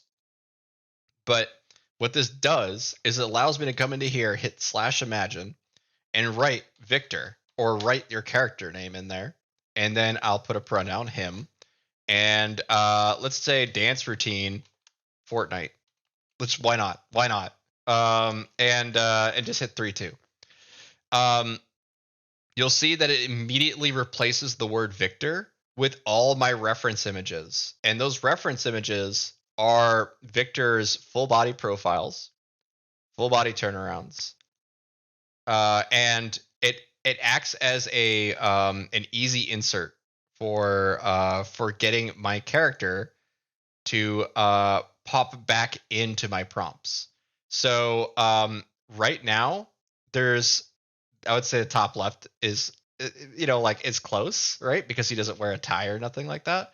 But the most common thing that I'm adding to this prompt as the text prompt element out of this is just black shirt, black hair. And it tends to encourage the more anime-like hair. And you can also use Niji or any of the other data sets, but the whole point of what I'm emphasizing here is that by using /prefer, we can save the characters for later. So we first need to make a character sheet that has all these poses in them. And my poses anyway are, and I'll just go in order here. Just a second. There we go. My poses start with a full body. That's the first link. Mavis told me the link order doesn't matter. I haven't verified that yet, but I imagine it's true. But my first link is a turnaround, a full front, and then it's a profile, or mostly profile. Then it's the back of the head, and then it's starting to zoom in, to the point where we get just full on headshots and stuff. And that's it. That is all of Victor. It doesn't take a lot to make a continuous character. You just need to be able to grab it from multiple angles with multiple expressions on there. Sage is far more complex in that regard. She has a lot more expressions inside of her sheet because she's more often doing things that would be evoking of a webcomic character with like O faces and ahs and O's, and just there's a lot more expression coming out of her. And that's why her expression sheet's so much bigger. But we're mostly going to look for here is one that we can easily edit and probably put the tail back on, honestly, because I'm not seeing a lot of these with the tail that really works for what we're doing. But I will for now upres the fourth one here. And we already have a good one from the previous render, so I'm just gonna stick with this for now. And we're gonna do a little bit of a hacky thing, because the thing is that the way the tail sits in terms of like cartooning and stuff is like super common for like how to identify the character's silhouette, right? Like the silhouette of this character is basically a squirrel, in terms of the tail and all that. So and if I like zoom in on any of these, like we get close on some of them, but it really does take coming into Photoshop now and cleaning these two up. So let's go ahead and see. We have Matte Pin. Let's take the one that Matt upresed here. Copy that. Now I'm going to come into Photoshop, make a new canvas, paste that. I'm actually going to shrink Discord a bit down here. There we go. Make it a little more visible, I guess. And drag that out here. There we go. That's a little better. Okay. So I'm going to extend the canvas out. And now I'm going to do the hacky thing and just put the tail back on it. So we'll just extend that a little bit in height here. And then grab our reference that we had. Let's go with the clean one without the patterns on the tail. Where are you? Oh, I'll just grab it from the URLs here. Okay. gonna copy that, paste it, and now I'm just gonna Frankenstein this tail onto this character. This is a photo bash, so we don't need to Well, be it's too clean with Halloween it. after all. It is Halloween, yes. And so on the last stream, it was Friday the 13th. We had a lot of fun with that one because we did a monster night where the only thing we did was generate chimeras of random photo bashes and stuff. That was a lot of fun. But I'm just going to make sure that I have everything next to the tail selected, and I'm just going to start deleting features. And basically do a very quick hack Photoshop photo bash sort of thing so that we can immediately get a more reliable profile image here. Something like that, right? And now I will come into here, probably hit multiply, or yeah, multiply is probably fine. But I'll just get rid of the white. I won't worry about blending modes for this one. There we I do have go. another question. Yeah, please. It was sorry if you've gone over this. I just joined, but does this work for photorealistic humans or more so just animation? Can this be used for character creation for storyboarding? And I can just say that I actually have done myself, and I have a preferred preference for me to inject myself into other things. But Victor will tell you how to do it, I'm sure. Yeah, and Kinky's pretty experienced with doing like the her own image, and since it's your own face, right? You know you can recognize yourself in a crowd a little more easily. Some people I feel like they think a little too good of themselves when I see them doing that. But it is certainly true though that you can do live action, and let me show you an example. That we'll pause this for a second just to show you this. If you go to victorgnarly.com, I actually have a demo of this. As soon as I can open this without it, just chaos. If you go to my comics on the top left, you're going to see that there is a live action demo called Chrome Lords. And Chrome Lords is probably my biggest failure in terms of the projects that I've put together. And I say failure as in I did everything that I thought would work really well. Sorry for the cursing that's in it. There's some foul language.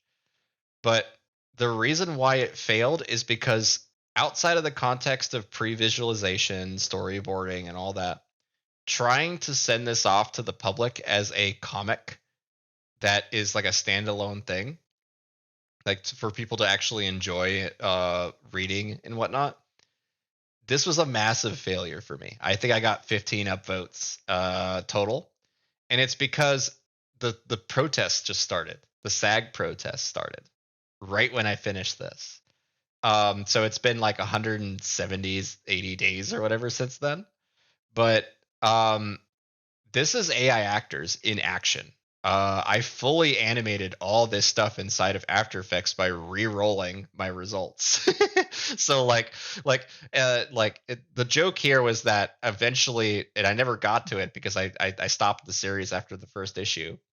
Was that Chet McDowell, the character here, Chet McDowell was going to eventually be turned into a robot and become Chet GPT.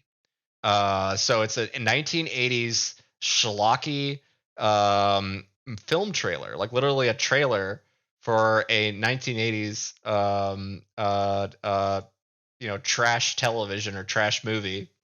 And I wanted it to look like that. I wanted it to look like something that you would find at a VHS store in the late 80s. And yeah, so I was aiming for that. I was doing a bunch of like kind of like meta humor jokes about everything happening with AI too inside of here. But the reality is that people really didn't like seeing Chet. They really didn't like seeing this guy's face. They were very uncomfortable with the fact that he doesn't exist. They were also very uncomfortable with what if he does exist and what if he is a real person and we're just kind of parading with his face. That's not true. We're not this guy doesn't exist. But he is continuous, as in like I know that if you look at this chat and this chat, it looks good. It looks good. It looks like him, right? And these are different prompts, different images that are coming back because Chet is a saved character that I can pull on. Um, the main thing to kind of get out of this though is it's a lot of Photoshop work. One of the reasons this is a massive failure for me is because I put so much time into it. You know what I mean? Like I didn't gauge my audience correctly with this one. The concept art was all by a Midjourney user, someone I do not know. I just really liked his series of images on the Midjourney subreddit, and I started working with him. And the thing is that he got he got really distant with me very quickly because I think he thought I was like trying to turn his little, basically, excuse the language, but his little shit post into like a full on production. And I was like, no, I mean, I'm trying to do something new here. And yeah, this was just a very jarring project for a lot of people. And I don't regret doing it because I'm demoing it for you right now so you could see what it looks like. But live action stuff is really best used for previs and storyboarding and all the stuff you were mentioning, and not for finished comics like I was doing, because it really makes people uncomfortable to see quote unquote real people who aren't real. Um, and I also have an anime demo, which is my most probably the thing that got me doing what I'm doing now. Is Micah entering the church, entering Saint Michael's, which I never really connected those two, but Saint Michael and Michael are meant to be the two here. Micah and Saint Michael. She goes in the church, and there's some antics that happen in there. But that was my anime demo of the exact same workflow that you guys can read here by going to Movie Machine and then click the free Midjourney tutorial here. Um, that that that one running animation that is at the end um, of that anime demo. Um, I'm just gonna put it like this: I showed this to some industry people, and they, one, stopped talking to me very quickly. They were like really afraid of this one GIF, this one little animated sequence, because I was the guy who was the cleanup guy. I was the guy who nobody really even paid much attention to. I was just I was just the fixer for a lot of entertainment, mostly Adult Swim stuff. And the thing is I shouldn't be able to do this at the time. And right now I shouldn't. Even now, I think people would still be jarred by seeing a fully animated anime sequence coming out of Midjourney. And it's just the fact that I have all the traditional skill sets necessary to combine all these elements and make them move the way that they're moving. But Midjourney's the one that's spitting out the art. They're the ones that are spitting out the posing and all that stuff. I did so much manual cleanup on this. But the live action stuff is a lot more trickery. It's a lot more with the instead of timing and keyframing like it is in this animation. The Chrome Lords is far more me going like, okay, what can I get away with that doesn't look insanely bad? So there's always that caveat there. But I did have one guy from, and I'm not going to say the studio, but not Adult Swim. I'll just say that it's not Adult Swim. I had a studio exec talk, or a junior exec reach out to me, and he was like, "Okay, so is this going to actually destroy the animation industry?" And I was like, "No, I really don't think it will. I think that what's going to happen is animators are going to start to use this stuff for quality of life purposes only, because it's so gross for them to use it for any other reason." And I say gross as in specifically they do things in a certain way, and if they're forced to do things another way, it feels wrong. I know some really fun animators who have to make pharmaceutical ads to pay the bills, and it's misery to animate stuff that doesn't belong to you, that isn't yours, you know. And so I am certainly like leaning into a bit of the you know, with at least with the anime character here, I didn't draw a single thing in this entire animated sequence. I used a couple of vector shapes to kind of fill in some gaps, and I did plenty of color correction. But the most upsetting thing to every one of the people that I talked to was that I said that I used an Amazon Basics keyboard and mouse only to animate this entire sequence. And So they get so mad. they do. I mean, like, but it's rightfully so. You shouldn't be able to do that with just a mouse and keyboard. You know what I mean? Like, it now we can, but at the time, I'm talking, February or January of this year. It feels like it's so long ago now, but it literally is. One of the most jarring aspects of this is the fact that I didn't draw a single thing in this in the running tutorial. Now that is very different compared to my comics. My comics, I'm drawing it with intention because I want to put my human authorship in it, like to shine that, so like you can tell it's my characters. Micah is very generically an anime girl, like just an anime, high schooler, maybe even like, preteen sort of age. I don't want to go that generic normally. So, all right, sorry, that was a bit of a trail off there. I hope that answers I that just want to question. check real quick before I move Yeah, on. Can you still it's hear a, me? Because I moved in and yeah, out of the room. you're good. You're good. I And can you hear hear you. me, And Lucy? People in the chat. Okay, there we go. They can hear me too. Everybody in the chat's been saying, I can't hear Kinky. So I wanted to do that during a quick break for you. oh yeah, it's all good. No, and I'm seeing here. Indeed, that's around 20 frames there. Yeah, the thing is like I worked with keyframes, right? I basically told Midjourney like I want a running sequence of this girl, and then I just detangled the running sequence. I put it. It was originally horribly out of order, and you can see that in the tutorial. And the yeah, it's not that way after detanglement, or like my own inside my head detanglement. There's a technical term for that too, but like an actual AI term for detanglement. But um putting the frames in the right order was half of my job when it comes to when fixing corruptions of footage. So yeah, no, it felt very intuitive for me, but I can see how it's really jarring. Hey, it's Princess Lux. It's good to see you. I still haven't worked on your thing. I'm so sorry. I will. I'll get to it. She has this awesome cowboy Victor getting thrown into like this like just beautiful landscape that she designed, and she has Victor continuous throughout the whole thing, but as a freaking cowboy, and it looks so cool. So yeah, we're gonna be animating with that probably on my Twitch stream on Sunday. That's my goal, is to run some AI video of Lux's cowboy sequence.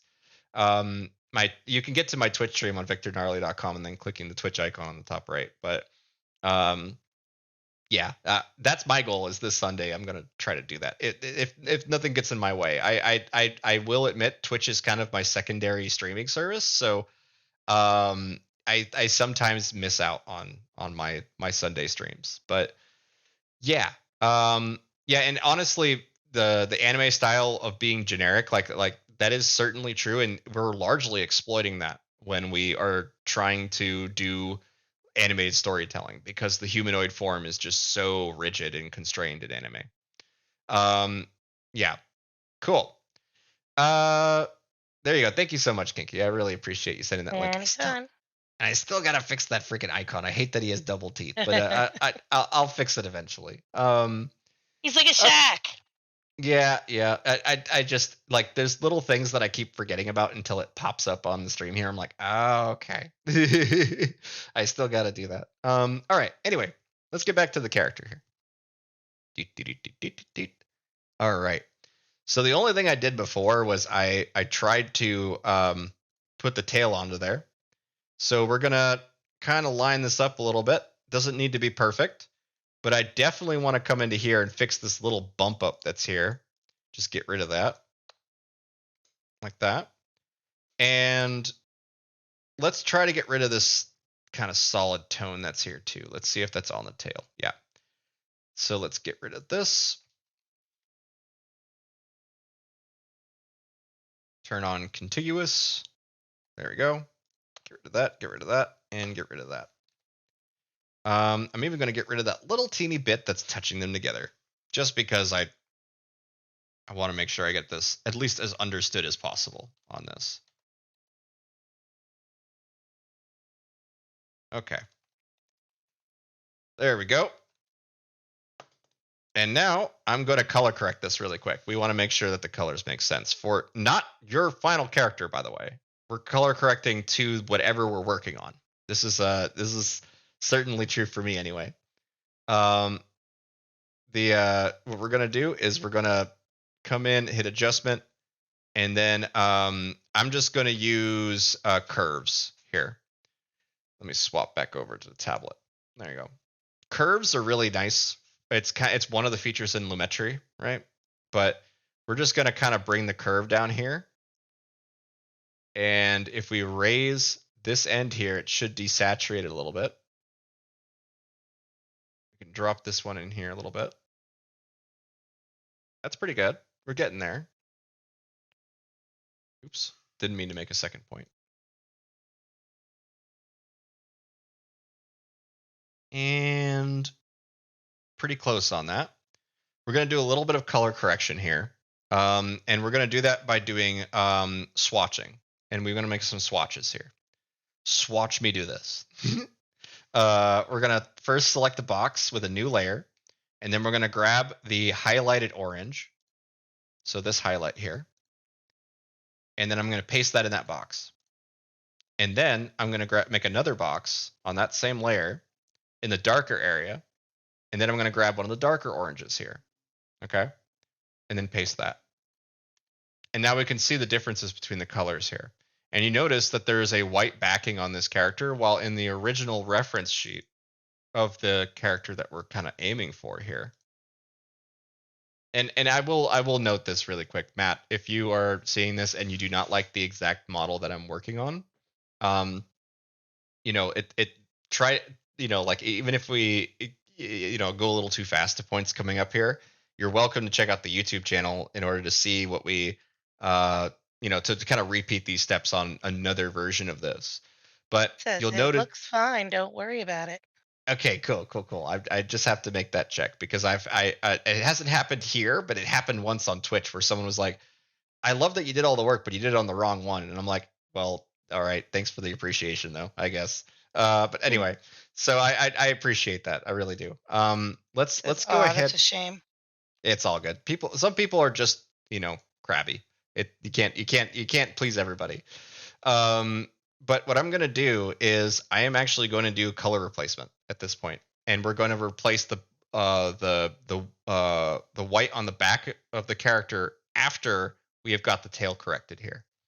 So we'll go ahead, select the tail, hit image, adjustment, replace color, and then we select the color that we're going to change.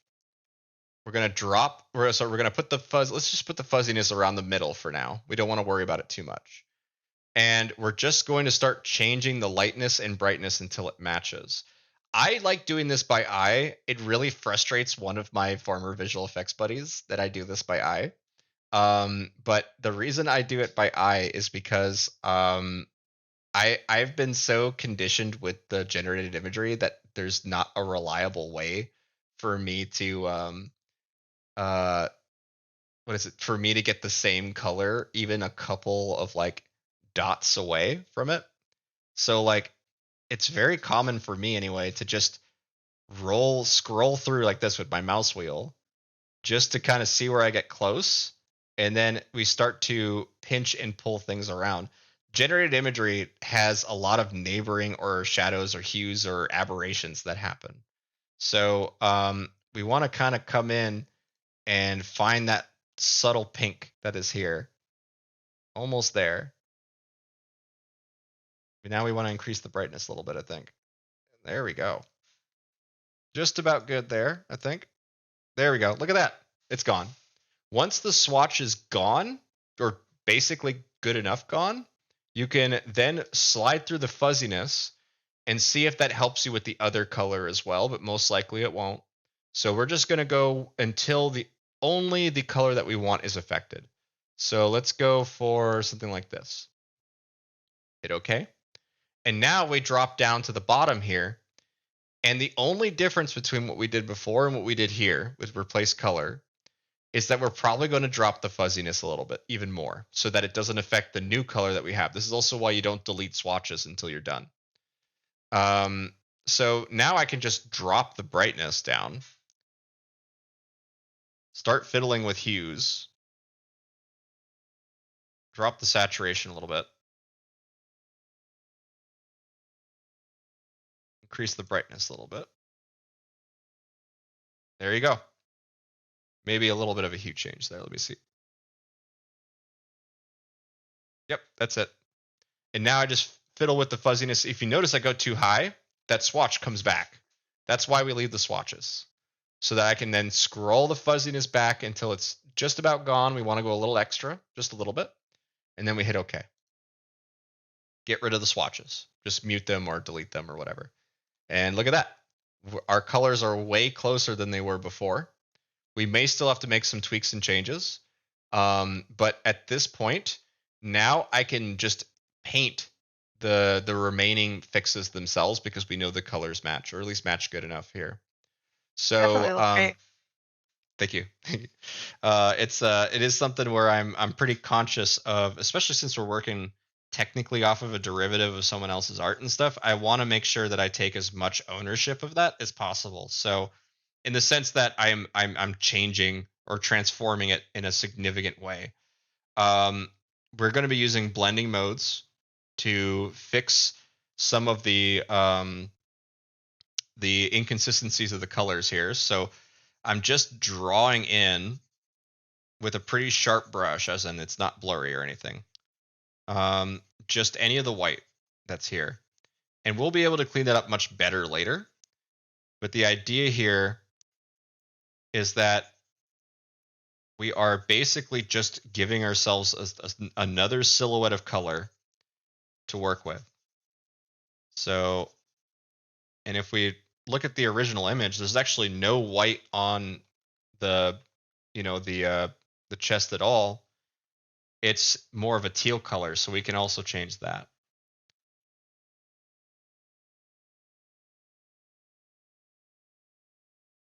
And then afterward, we are going to try to create some dynamic poses, which will finish the sheet. Expression sheets and non-humanoid characters is really, really tough. Getting them to talk the way you expect a furry character to talk is largely not real. As in, like, you got to watch like a Disney film or something like that to see how these sort of characters would talk. You wouldn't really see that with in real life. So a lot of the kind of anatomy that goes on with these can be very confusing. But for the sake of getting through the tutorial, though, let's just say it's okay that the chest piece is white. I'm just going to allow that to be a thing just so we can get through this tutorial here. And we might get rid of that diamond thing because it doesn't match the original at all. And to do that, we can actually just use gen fill. In painting, in Midjourney, we'll do the same thing. But for me anyway, I'm just going to gen fill that gem out of there. Gets us one less confusing thing to deal with.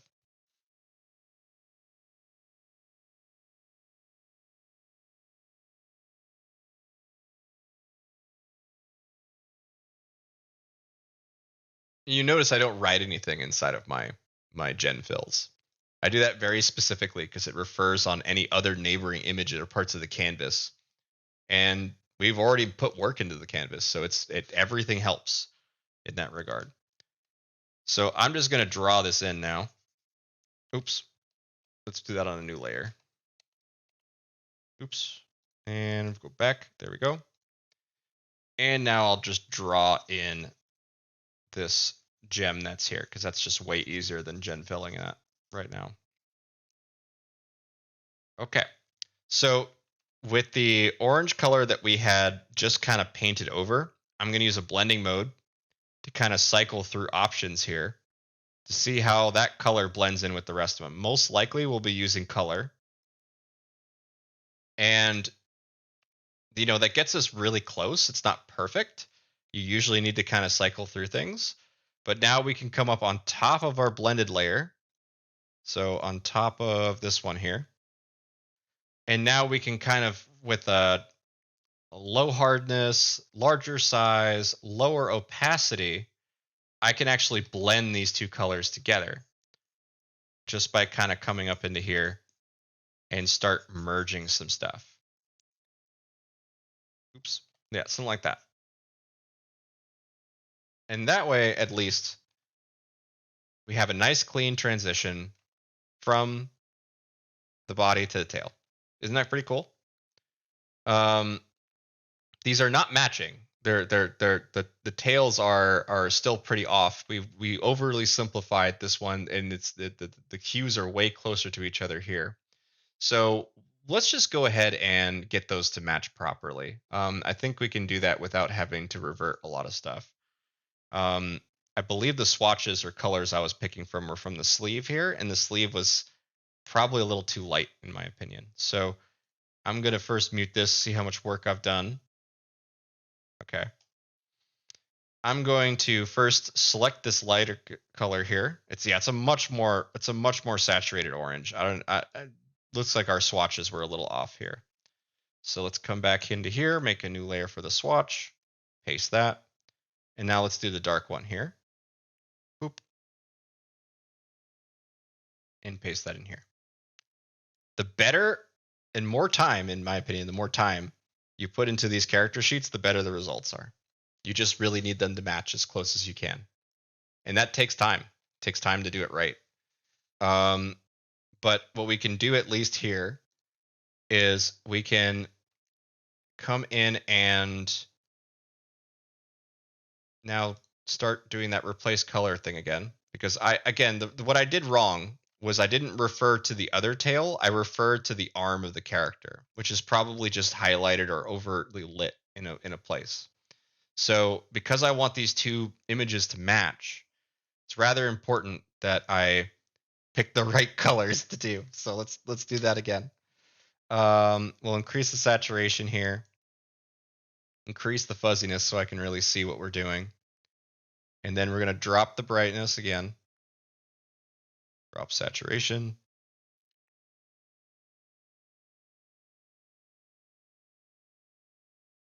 Something like that.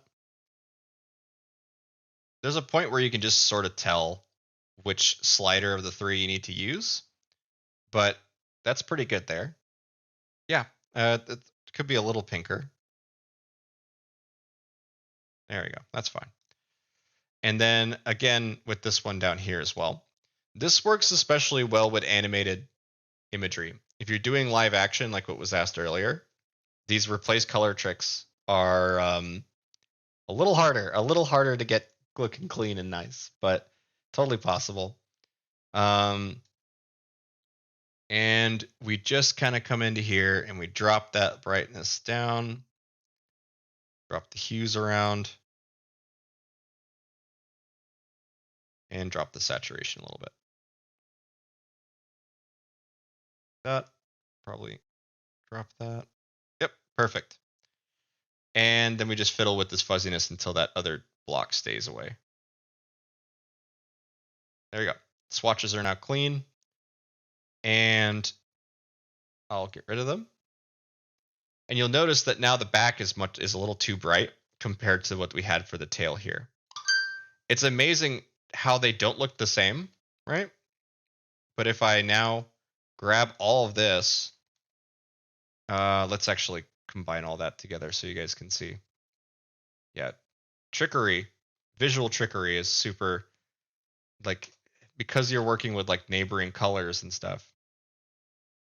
Let me just show you guys what I mean here. Illusion. Yeah, Trickery it's an sounds illusion. bad. Yeah. It's an illusion. The thing is that whenever we're doing this kind of stuff and we want to bring, like, say these two colors next to each other, they are the same colors. It's just there is some shading and variance between the two here that makes it look like it's a bit of a brighter or darker color. These are the same two colors. It's just the way the shading is, the way that it's split up here is different. And because we have to manually fix these tails, if you're a traditional artist, you're going to make way better character sheets than anybody who's doing generative stuff, especially for furry stuff and whatnot. I think, in fact, the furry industry is just fine. They're going to be doing just fine. Even Do with you all mean the AI David stuff. talking about furries during No, office hours? no. I wasn't. I only popped in for a minute. It was furry positive. Okay, furry positive. Okay, that's good. I got a couple of friends that are into that stuff and whatnot. I'm not, but all the power to you. Whatever you want to do it.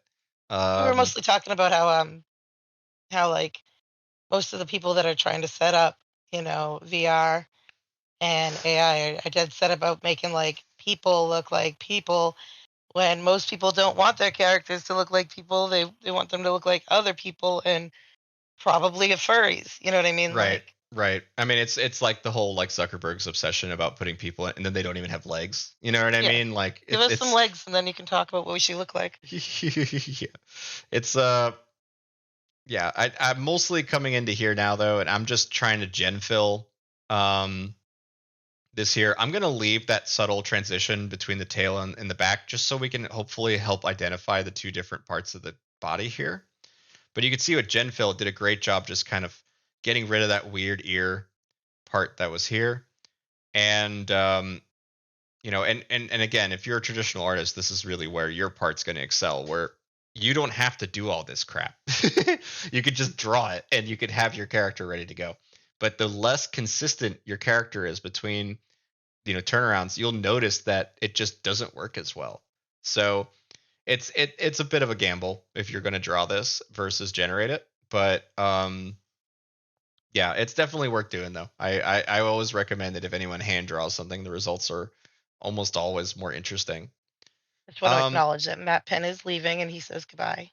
oh, okay, thank you for coming, Matt, and we'll be finishing this one up here soon. So yeah, no, this is great. Thank you for joining. Um, okay, so now that I have these two on a white background, and they don't look too much like the original yet, we can always paint in details later. But I want to see what happens when we include the two images just as a turnaround here. So we'll come in, scroll on down, and let's see here. Slash imagine. Okay. Actually, before we do slash imagine, I am going to I'm going to paste our two images here. So we got one, and then grab the other image. And again, I'm just box selecting these. I'm just trying to make it so that we can get nice, clean, um, nice, clean box around it, so that the results that we get are really workable in Photoshop or other programs. So we have our two URLs here now. I'm going to grab our word only prompts that we had earlier. So let's just say character from, yeah, this one was the one that works. So let's grab that. Paste that. AR32. And essentially what I'm trying to get done here is I'm seeing if by injecting these two images whether or not we get a consistent tail. And then we'll start working on the pose sheets. Because right now these are just kind of staticky shapes. There is some chunkiness in the leg, which is unfortunate. I should have probably fixed that ahead of time. But we can at least see what we get out of these. So we got a big bushy tail on that third one. So I'm just going to go ahead and now paste both of our URLs into that third one. So we got one URL here, and then another URL here. And you can also always paste the original image too, but that's going to probably confuse things, frankly, because we're simplifying so much stuff to be for the tail.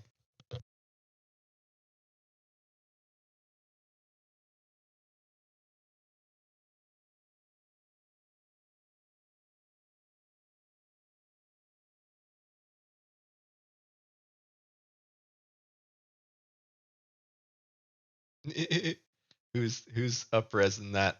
Kinky. Nice. That was from somebody else. Oh, you Oh, made it. Kiki Kong Profesh. That's I made it, but it's yeah, that's funny. Um, yeah, that's hilarious.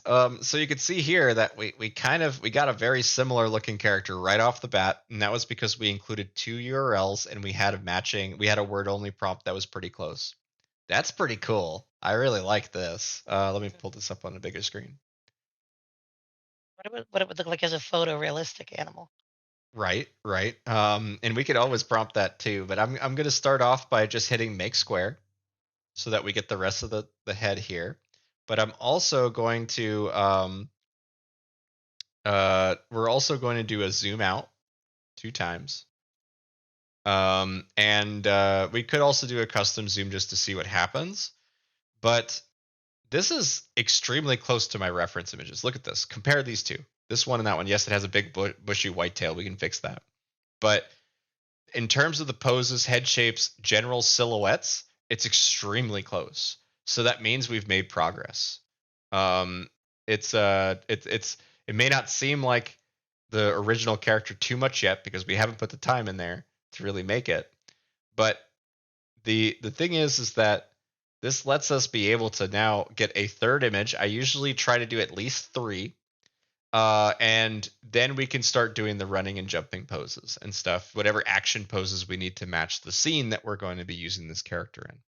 So, and I'll check the black box a little later, but the idea is that we want running and action poses that matches this character's intent or behavior. So if he's like a really nervous character, he's probably going to be like hands close to chest, maybe a little bit self-conscious in that look. Or if he's meant to be like this like hyper confident, and I say he, sorry, I'm gendering it, but um the if it's meant to be like this like really intense character, then we probably want a more confident stride or a more aggressive stride in this. So the action poses actually dictate a ton about your character's like mood and behavior. For my my characters anyway. Um, there is a Michael. His sheet here, it evokes a lot of that nervousness and anxiousness that I really wanted him to have sometimes. So if I come into here and I show this, so I generally picked poses that made him goofy, right? Like that made him just kind of like a silly, just like a silly guy at the workplace, a fun guy at the workplace that doesn't piss you off. Like he's just a good guy. But he's also very conscious, right? He's also very self-conscious. So I want him to have a lot of projection in his attitude towards like things that he's supposed to be confident in, as in like manly man things. But then as soon as he attempts to try them, he's like, "Oh God, Sage, help me, please." Like I wanted this kind of like he has to always pretend or show up to Sage, and he's just never like able to perform that same way. So I was kind of thinking for these 3 panels, if you were to make this a comic, it's literally just going like, "Oh, you need help getting a bug," and then he like puts it down. I think Kinky actually pitched that, and he reads like, "Oh God, it touched my fingers," like that. That's the kind of thing that I'm going for with this character. That's all told through the poses and action sheets, at least with my workflow. Um, the expression sheets, which is all the faces and stuff, that comes last. We have to really refine how our character, his pose and mood is and stuff before we get into it. And this has all been manually cleaned up a little bit, so that's also why they look especially clean. It's just me putting in the time. But yeah, he always will have the suit, so I made sure it just looked really good. With Sage's, like I said earlier, I didn't need that. I kept it much simpler because she's going to be changing outfits more often. As you can see here, that same sheet where she's not wearing a suit at all, I can now say just she's in a suit, and it injects very easily into whatever outfit I want. Sage will normally be wearing something like this, but just by including wearing a tie, now it looks like this. You know, like just things like that are very very cool to be like, wow, my character really works. I can really move around with this and get like some really cool reactions and things. Even if it's slightly off model, it still really works, right? You know, like it's fun. It's fun to actually have a saved character that works, and it takes time to figure out who that is. It really sucks when your favorite character is something that isn't latently compatible, as in it's not very humanoid and it's very very unique to a particular fantasy world. Yeah, you're gonna run into some more problems. But let's go back over to the creative thing here. Boop. I also see I got a message here inside of text chat. It's probably Matt pinging me that he's leaving. Let's see. Oh Oh no, I no, think that was me. yeah, yeah. Pinging you about Matt saying, because I forgot to tell you that he typed it was an honor, and I thought that was very nice. Oh, okay. Okay. Well, that's great. I'm glad to hear that. I was having fun with it. It'll be on YouTube, so hopefully he catches the rest of it there. Yeah. But um, and so okay, cool. So something he said here is my dad really wants to watch it because he's trying to learn. Yeah, okay. It's just about the YouTube channel. Okay, cool. Um, what I'm gonna do though is we have this turnaround. We've done some runs in there. Let's go to VC Create and take a look at what those runs look like. A couple of the zoom outs don't produce anything, right? It's just a big white void or a frame around it. And there's some other stuff going on here. I see Lizzie is experimenting more. The main thing I kind of pull out of this, like that's actually a really good profile right here, like a back of the head. Let me actually open this up in a normal browser. This is a really good back because it gives us actual like shoulder blades and stuff when a lot of the backs are very flat profiles. So this is a very good one. It would also evoke the back of the ear as not being this kind of teal color. So we'll also take this one. I think this is a good one. Lizzie did a good job on this one. Okay. Um, and I will admit, I've had some people get upset with me because they watched one of my streams and then I compliment one of the AI users about doing a good job. They click the button and I'm like, no, no, no, no, no, no, no. The value is in their eye. The fact that they chose it is the value. It's not the fact that like it's not the fact that they have like that knowledge or skill or anything like that. It's just the fact that they did, and it has a lot of value that people don't recognize because of just how freaking easy it is. But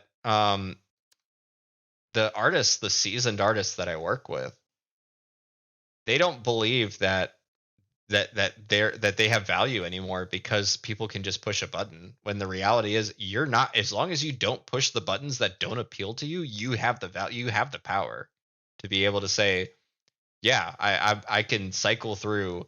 Like basically what I'm saying is that the seasoned artist that is actually trusting of the technology, in my experience, they upres a lot less images because they can see right off the bat that it's not their character, that it's not their image that they're working with. And so like I take it I take those experiences to heart because it's like this is what dictates whether or not you still have value as a person, right? In terms of your skill sets and experiences, they very much matter inside of generated imagery. They will, and no matter what sort of narrative you've been told about whether or not your art is still appreciated the same or valued the same, it is because you have all those experiences baked in. The average user does no idea what makes a good image, right? What makes a good piece of art. um Everything here was just randomly generated images for the most part, but the selection of those images is where the value suddenly starts to become real. It not The fact that it generated this image is not worth anything um to anybody except the person who maybe did it. But when we start to talk about um, like particularly like seasoned artists and them worried that they are going to be like made obsolete from this stuff, it really diminishes their own value. Like it's more like I believe in you that you're gonna do just fine because you have these experiences, that let you be able to know what's good and what's bad, what's worth it, what isn't, that kind of thing. So the thing is that we got a pretty cool like little arm effect that seems to be kind of continuous on this, so that's pretty cool. But I want to make sure that whatever we end up doing with tail here is slightly different than what we had in the other tail, just so that we get some visual diversity out of this. And this ear part here is actually kind of weird, so I'm going to fix that up really quick. And I'm just using brushes because it's faster.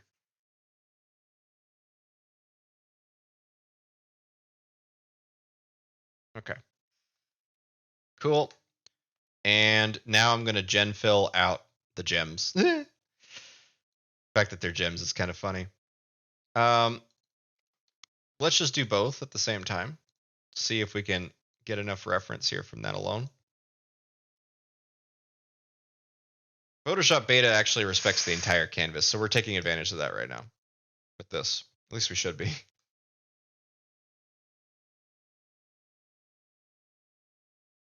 All right, let's take a look at those results. Second one's great. Yep, nice clean outlines on everything. Looks good. And we need to change the back of the fur as well. But for now, I'm going to just select this tail arbitrarily, making sure I don't cut any of it off. And the idea here is we want to kind of shift this tail to be in perspective with the new pose. And I do this. I flip the things around, just trying to force it to be different than the other image. But we also want to do some skews and bends to account for this is a profile. This is almost the 2/3 that we're going for the side here. We want to make sure that we see that with the legs. So I am actually going to increase the size and rotate the tail to be a little more expressive, like a little higher up on towards the butt. So let's go for something like this. And then I start to remove the white like that. That's pretty good. And the idea here now is that the only thing we need to do is blend these ones together. So let's go ahead and grab that back that we actually chose for this one here.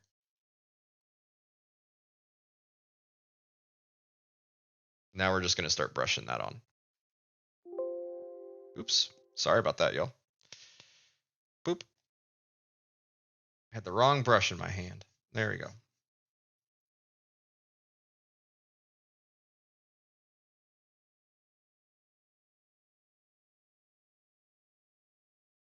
You'll notice that wherever I did gen fill, it's going to have me draw underneath it. So I need to raise that above the gen fill. There we go. I do love Photoshop Beta though. It is pretty fun. One of the guys that I talk to regularly is super anti Adobe. And so he gets a little bothered by how often I'm like, he's like, man, you should be paid by Adobe at this point. I'm like, yeah, they should pay me. Pay Adobe, if you see this, Don't threaten me with a good time. Yeah, don't threaten me with a good time. I want money. No, that is true though. That like, especially on Reddit, I'll say this on Reddit.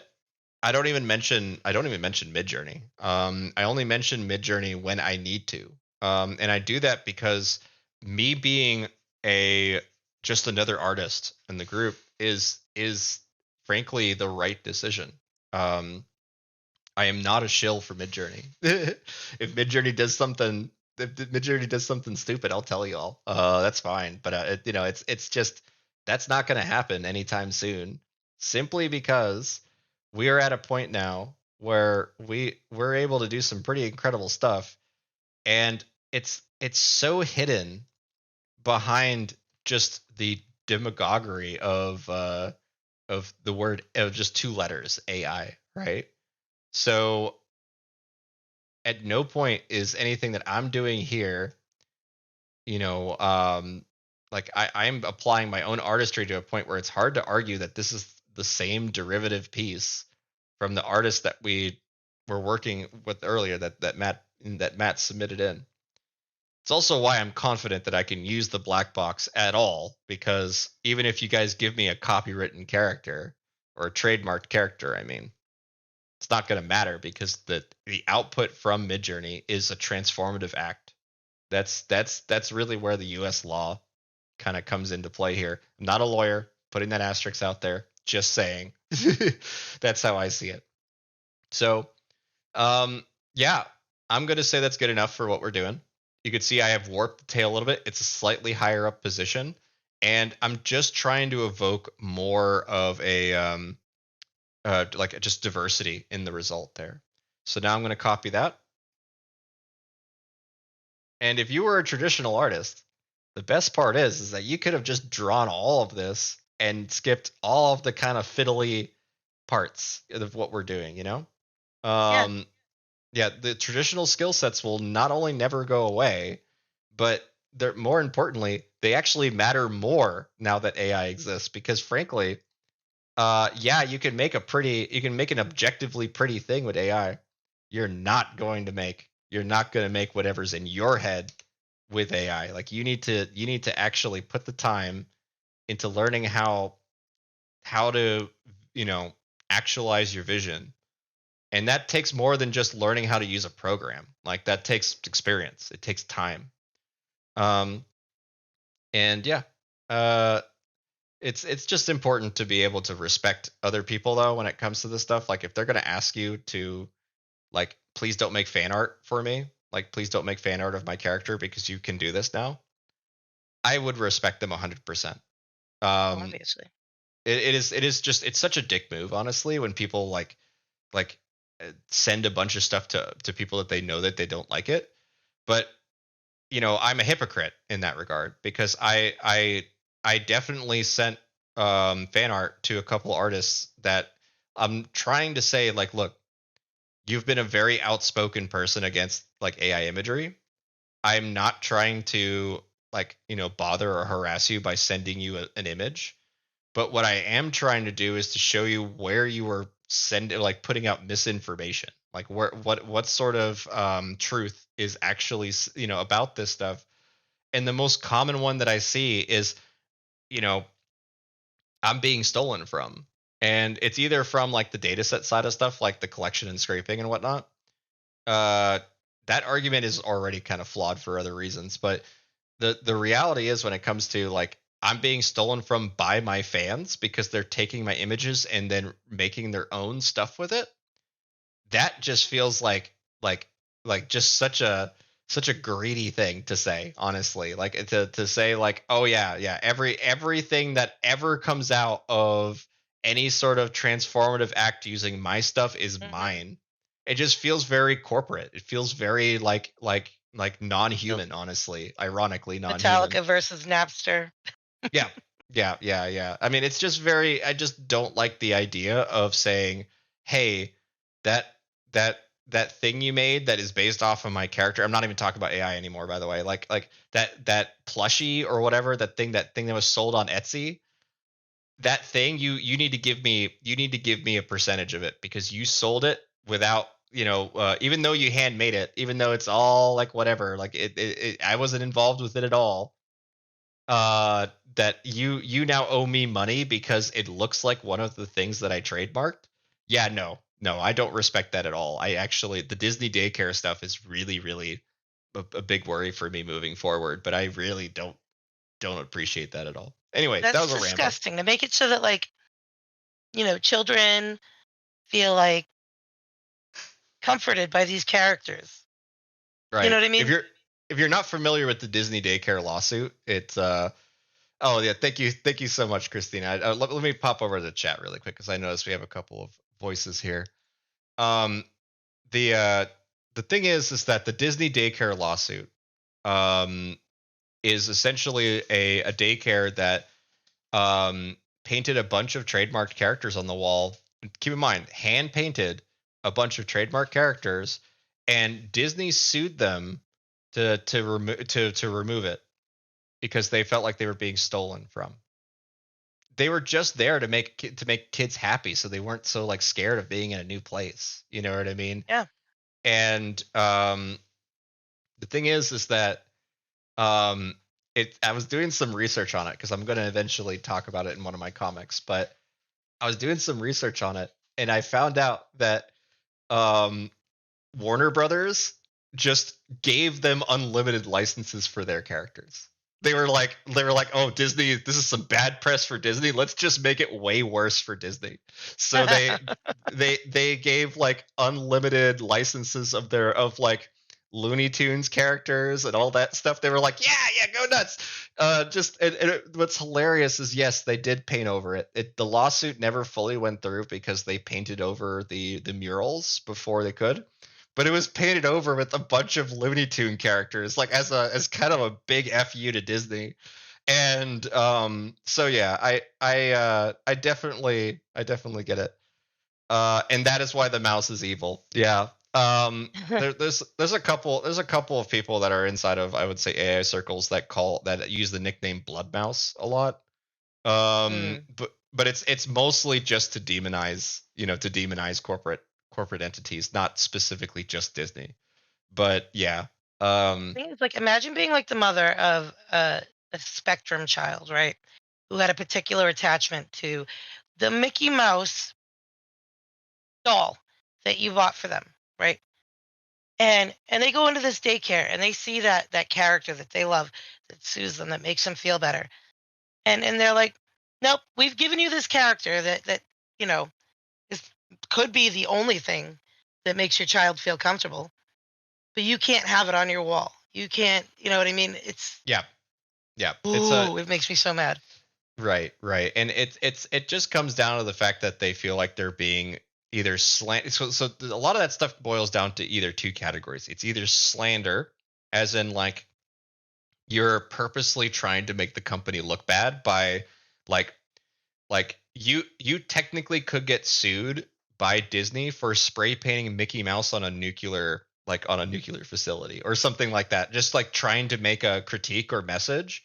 Yeah, they won't win, but they'll sue you to hell, and like and you'll pay tons of money from lawyers because they'll have an argument that you were slandering their product, their name or whatever.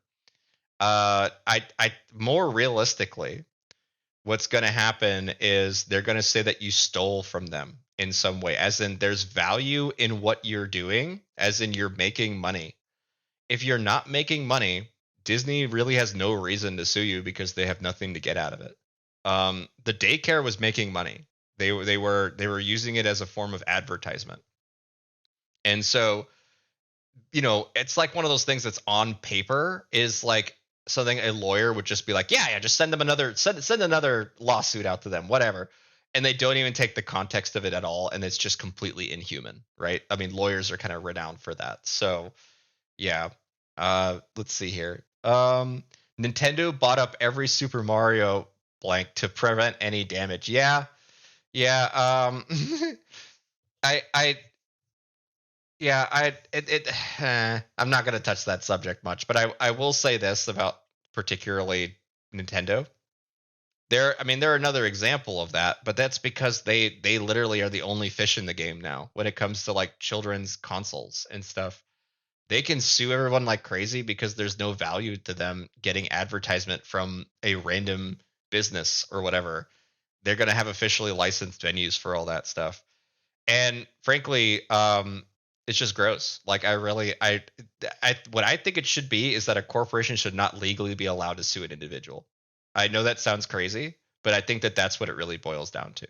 Like, if you are just somebody who is doing a piece of art, especially like, and it's a small business thing, like you're making a couple bucks out of donations and stuff. Yeah, no, that there should be no ability for them to do that, but they just will. As long as you're doing it non-commercially and you can prove that you're not making any money, as in you're not like you're not laundering any money, then you're fine. Probably asterisks, a lot of lawyer asterisks. But And like the robots on YouTube that like go around scanning for things that they can copyright claim people on, you know.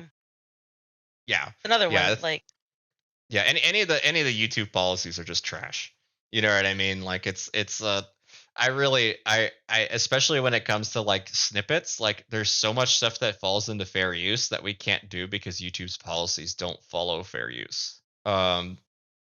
They will if you fight them enough for it, but it's by default fair use is not respected by YouTube. So um I put up the one video of my family dancing on New Year's Eve, right? mhm. Like just dancing with like the New Year's Rockin' Eve in the background. And it wasn't like any music. We were just being like goofy people. They claim that the moment that it went on YouTube. The moment. I literally had no chance to even like put it on without the music or edit it in VTube Studio and take it back because they knew it was the same footage. They kept copyright claiming it, even if I tried to take off the background music. Yeah, that's crazy. I mean, now they have like these like tools to let you like snip remove certain things, right? Um, let's see here. Let me see. Look, there's a comment here from Ajmars. Not a lawyer, but people should know a distinction of trademark from copyright in the U.S. is that you're supposed to actively defend it, which unfortunately also encourages lawsuits. Not saying this is an excuse. More to the point out that a lot of things people might find themselves need to avoid are trademarked, especially around characters. I have no love for Disney. Yes, you're right about that. I when it comes to copyright and trademark, these are all very US kind of focused things. First off, like if you're international, your use of AI is most likely going to be far more scrutinized than it would be in the United States in terms of your right as an individual. Um, like I think in India right now, like if you try to use a voice modulator of one of the famous Bollywood guys, you can just be sued for doing it at all. Like that kind of thing. It's very hard to argue that in the United States. But the distinction, and I'm not going to pretend like I'm a copyright lawyer or anything like that. Um, but the thing is that like when it comes to like your trademark and stuff like that, it's you do have to be actively aware that you can do plagiarism with AI imagery. A trademark character is pretty easy to make with AI, right? It's a matter of how you're using it. But when it comes to a copyright, right? Like you own a specific way of doing something or of like again, I really shouldn't be the guy kind of dabbling into this because it does come up a lot with me, and unfortunately, but um if you like own a Why copyright is on that? well, it comes up because of the like oftentimes I do put a lot of like trademarks in my comics. Like I put corporate logos all over my comics, like IBM and I just various different companies. And the reason why I do it is because if anyone tries to copyright my imagery, they have the money to sue them. I don't. Like understand, like that's the entire logic of me putting an IBM logo on the laptop that's in my joke, because if someone tries to steal my comics, then I'm not going to be the one that sues them. It's going to be IBM. You know what I mean? Like a lot of these like corporate they're going to defend it. They're going to be aggressive about it. And I'm not making any money. I've chosen not to commercialize my stuff, and that's largely because this stuff is so new that I knew that I was going to be put into a rather high profile position, and I just didn't want to risk it at all. So if I ever make any money off of my comics, I'm donating that to art teachers. Because frankly, the most negatively impacted people from AI are not working artists. No, they're going to be the most benefited from it. The people who are most hurt are teachers. It's going to be the next generation of kids that are going to be stunted because of AI. And I would donate every dollar I make to art teachers, particularly middle school and elementary school art teachers.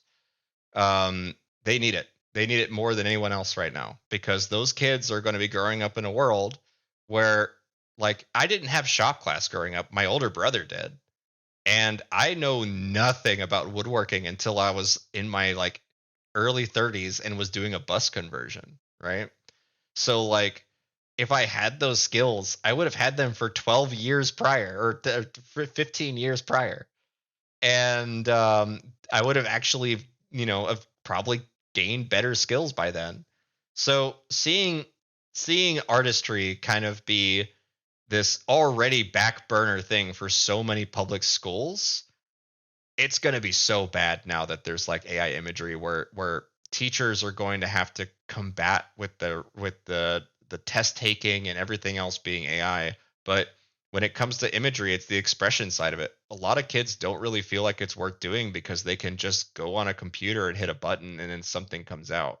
But that doesn't make you have an artistic eye in that regard. Like so many people gave my elder sister, who is an architect, they gave her like, oh my god, you're so naturally talented at drawing, at doing this kind of like field work stuff. And she's like, no, I spent freaking 12 years like struggling to draw a line straight, like to draw the way that I need to draw. Like it is just it's belittling to creative people to say that they are naturally talented when almost none of that talent is comes inherently from you. The It's the like calling one somebody who works really hard lucky. You know what I mean? It's Right, insulting. right. Yes, it is insulting. 100%. 100%. All right, let's see here. Copyright songs that use generic sound clips, police sirens, etc. can ding you for a copyright violation if there's a siren in the background of your video, and that's just absurd. I know, right? Um, these are things that can be disputed within YouTube, particularly, but the reality is that this is just a corrupt system of a false sense of ownership by people who have way too much money. I really hope that AI destabilizes everything to the point where we can finally move past all this crap, but that's not going to happen easy, and it's not going to happen fast. Corporations are like banks. They're there. The death and taxes kind of stuff, you know. Boken says that's dirty. Yes, they need to go with the flow and just scolded for doing HDRI photos by hand because it didn't look realistic. That's just how teachers are. I hate if people say that about me. Say that to me.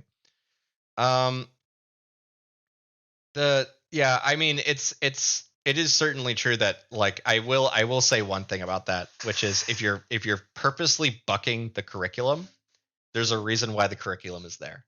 You know what I mean? Like it's like I was one of those kids that did all the math questions in their head, right? And never wrote down how they did it.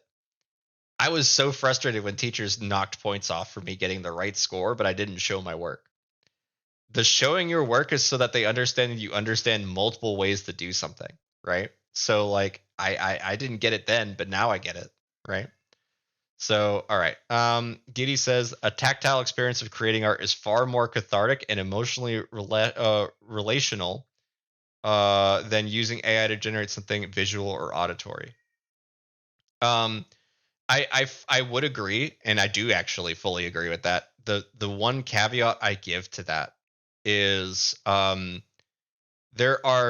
a lot of value in art therapy being something that's not necessarily done with your hands. There's all sorts of art therapy that's out there, and I've gotten a lot of crap about this before, where I've said that AI imagery can be used for art therapy, and the reaction is just like, no way. Like there's this, like how can pushing a button, it's always the stupid phrase, how can push a button do. The reality is that if it makes someone happy, that's good, right? If they want to be able to express themselves, with AI, and it makes them happy, I don't really see a reason why not to do it. You know what I mean? The main thing is that the I mostly see people that do this stuff discover more about art and then go out and do it. Like they may be spoiled by AI imagery, sure, but they learn what certain art like phrases and terms are to the point where they go, oh yeah, that's chiaroscuro. Like like I can go to a museum and just go, yeah, look at that chiaroscuro, that's pretty cool. And then all your buddies are like, what? Like that's just a painting, right? It's like, okay, they didn't have to walk up and read the little signed pamphlet thing because they could tell what it is, right? Yep. So yeah, there's a lot of like assumption about what AI imagery actually does or does to people, and I have yet to find a negative that isn't, oh, my job's gone. You know what I mean? Like some people are very like destabilized or I don't want to belittle that at all, because frankly, I lost my job because of AI. I was doing creative consulting, and my jobs dropped 60% within the first 2 months of ChatGPT. People were just using that, and now you go to Google and they have their like AI on the top of the search bar, right? Imagine like my business would be non-existent if I was still doing it the way I was doing it before, because I was relying entirely on people Googling questions and then getting my like forums of communication to like to solve those problems for you. And now it gives perfectly fine answers to the problems that I was solving. So I was like, okay, no, this isn't going to work for me anymore. So I changed gears. I went back to what my original passion was, which was cartooning. And a lot of And now people you're were really consulting confused by that. us. Yeah, right. Now I'm doing it here. Yay. Yeah, I really do. I really do appreciate you guys kind of making this all work for me in that way. And I obviously it's just so cool to be able to do this with a stage and so many people kind of chiming in here. Uh, the Let's see here. We have another question here. Did you do art with VR and controllers? And then they were responding to, my hands don't work reliably due to neuropathy, pain, arthritis, and weakness. First off, I'm sorry to hear that, Fallon Ray. I do think that, or sorry, Christina. Sorry, Christina said that. I'm sorry. I'm sorry that you're dealing with that. I think medical reasoning for using AI imagery is not only more than valid. It's a very safe thing to do. Like it is something that people will be like, oh, okay, that's the reason you're using it. That's fine. As long as you don't lie about it, then it's fine. That's usually the common response that I hear, especially about disabled people. Um, the main thing I always try to give a caveat, right? My only caveat is when people use their disability as just an excuse for everyone else to use it, right? Like like maybe it has to fall into the spectrum stuff too, but there's some people who just are very adamant that that they cannot do art without AI. And that's a pretty harsh disagree with me. Um, there's plenty of ways to do art. It's just not the art you want to make. And if you want to make art that you can't make normally, like it's fine to say that, like, I want to be able to use this stuff in order to expand my capabilities, but it isn't one to say like, oh yeah, I need this because everyone that has autism can't make art.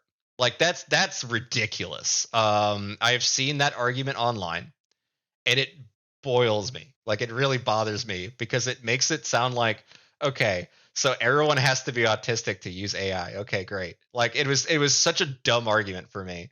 But the it really just comes down to like having access, yeah. But having access to art, if you can't have it, is just super, right? Um, so yeah, traditional arts is very expensive. A lot of people don't really take that into account. That buying paper, inks, oils, canvases, especially canvases and things. I was a big micron pen guy.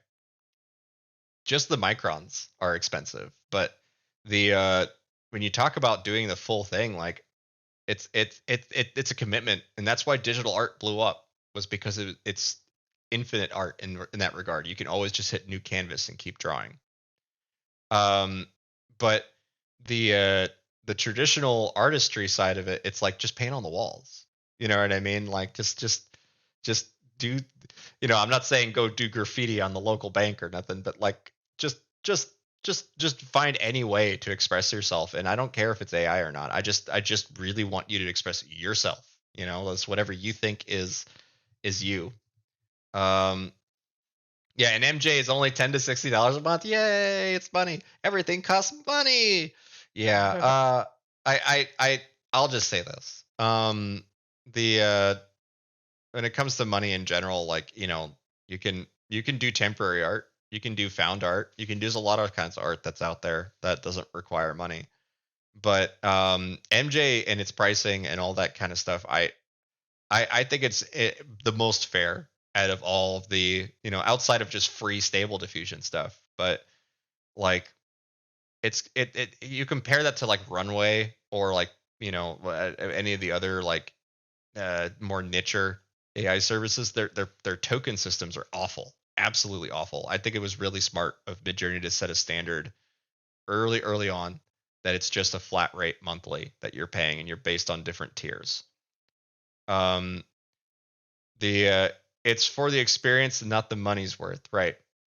You really do have to take into account that some experiences cost a shitload of money.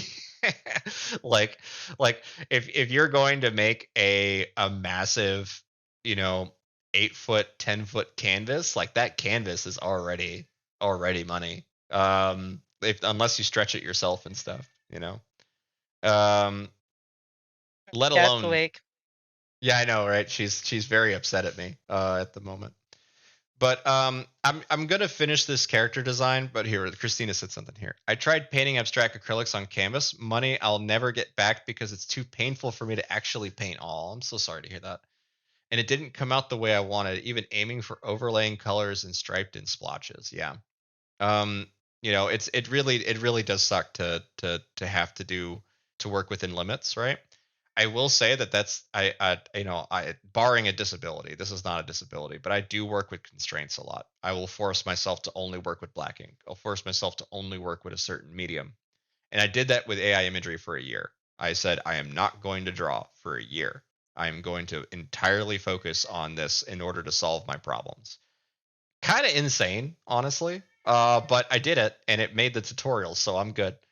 But when it comes to like, your issues here, the thing about that is that while we're still up and able and capable of doing things, those experiences that we gain, as long as we don't pigeonhole ourselves into thinking, oh, I can't do this because of my disability, as opposed to saying, I can't do this because of how, I haven't explored or found the right thing yet. That latter idea is far healthier, right? The fact that you're here wanting to learn about AI imagery and how to use it more dynamically just means that you're in the right direction, because you found something you like, you found something that really caters to you, but you want to do something that is healthy and makes sense for you. But one of the reasons I use AI imagery in my comics is because I don't want to have carpal tunnel. I don't want to be injured by my art. The number of artists that I know that can't do their art the way that they used to do it because of just the grime of the hustle. It means that you're stuck in a very uncomfortable pose for a long time for a lot of traditional artists. An animator for Pixar that sat next to me at Adult Swim, she's amazing. One of the most amazingly talented 3D artists that I know. And she has back pain. I guarantee you, she has back pain. I have back pain. I worked in front of these assistants for 2 decades. Like, yeah, we all have back pain, but and we also were all forced to do yoga, which is hilarious. But the thing about her is that her entire wrist would stop functioning within about 2 to 3 hours of working after just so much work at Pixar, so much work doing it independently, that I don't know if it was carpal tunnel or if it was something similar to that, but she has to wear this like massive brace on her arm when she's drawing, because she literally can't lift her arm for longer than 15 minutes. It's super sad because she's younger than me. You know what I mean? Like, she's like in her mid 30s. And to see someone who is so physically disabled by the work that they've been given to do is something I never want to see happen to me. And through those experiences, I know that AI imagery can solve really simple problems for me that are tedious. The strongest example of that is from my comic, where I use it to make business suits, because frankly, drawing suits is awful. It's tedious, it's repetitive, and it's the same, frankly, the same crap again and again and again. It's a V shape for the tie, blah, blah, blah, blah. You just keep doing the same shapes constantly. And it wears you out, you know? That's it. I have to quit working. Yeah. Yeah. Quit your job. No, I'm not going to say that. I'll just say Working man's that a sucker. we're all falling apart. Okay. Like that's part of it. That's part of the equation of life. We all are. But there's no reason to make it go faster outside of like, there's a goal, there's a hustle, there's a, someone's pushing you to do that. And if we can live in a world where we're not having to hustle, that's a good thing. I want a universal basic income in our world. I want to be able to say, hey, like if you don't want to work, that's fine. You should be happy. We don't live in that world right now, but maybe one day, and maybe AI will bring that to us. But honestly, AI is just such a loaded term now. I don't even know if that's going to be accurate in that regard. Do the hustle. Yes. UBI. UBI.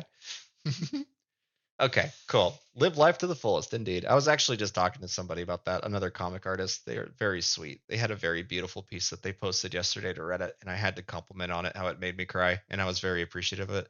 And I was like, look, if this makes me cry, it's gonna break my wife.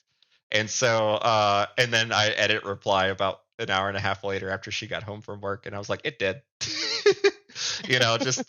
Just reinforcing this artist as being like, look, you really did a good thing today. You connected a bunch of young people to appreciate the time that they have on this planet. So thank you. Yeah, it was really good.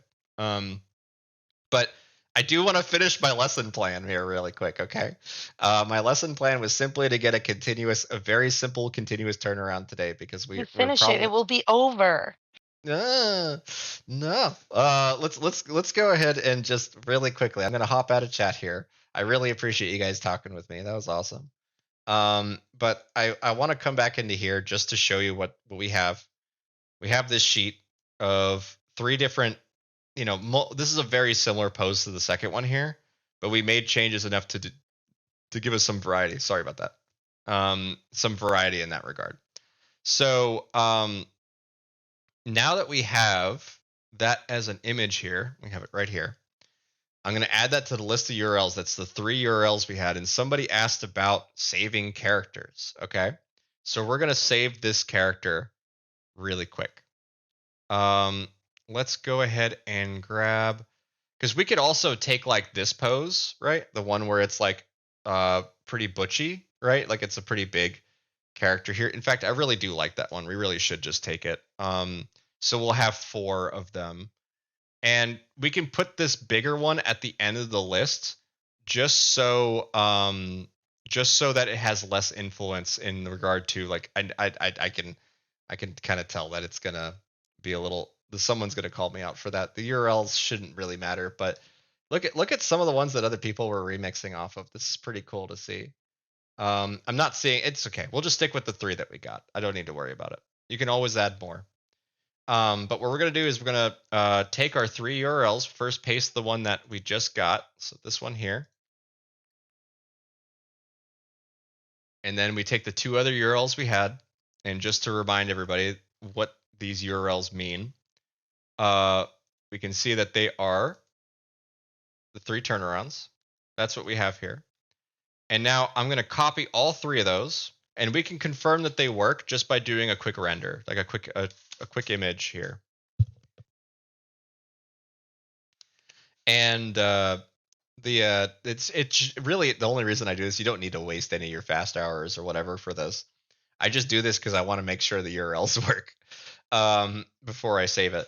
But now we can hit /prefer, go to option set, and then we're going to name this character. So let's name it, let's do Foxy Boy. I'm not going to gender. I'm just going to name it Foxy. So Foxy, you click on the +1 more button here. It doesn't look like a button, but it is. And there is a thing called value set here. Let me move this over. Okay, there. It says options and then it says value here. Click value. And what value is going to do is going to let you give a place to paste all those URLs. And now I can do /imagine action pose running. This is probably going to be really weird because again, we're working with non-humanoids. Running, jumping, sprinting, and then we're going to grab a lot of our work, whatever we saw that worked earlier. So there's a lot of stuff that you guys have been working on. I'm just going to copy and paste all of that in there. And if we need to, we can increase or separate out these prompts as needed. For now, I'm just going to do AR32. Oh, I feel like Rick right now. Like I keep having like weird burps. Honestly, I'm trying to keep them off of the stream for you guys, but it's like I'm definitely going through a Rick phase right now. Okay, all right. So let's take a look at what's happening here. We can see that it immediately anthropomorphized or immediately animalized it, completely, right? So I'm going to try to do a couple little tricks here to see what we can do.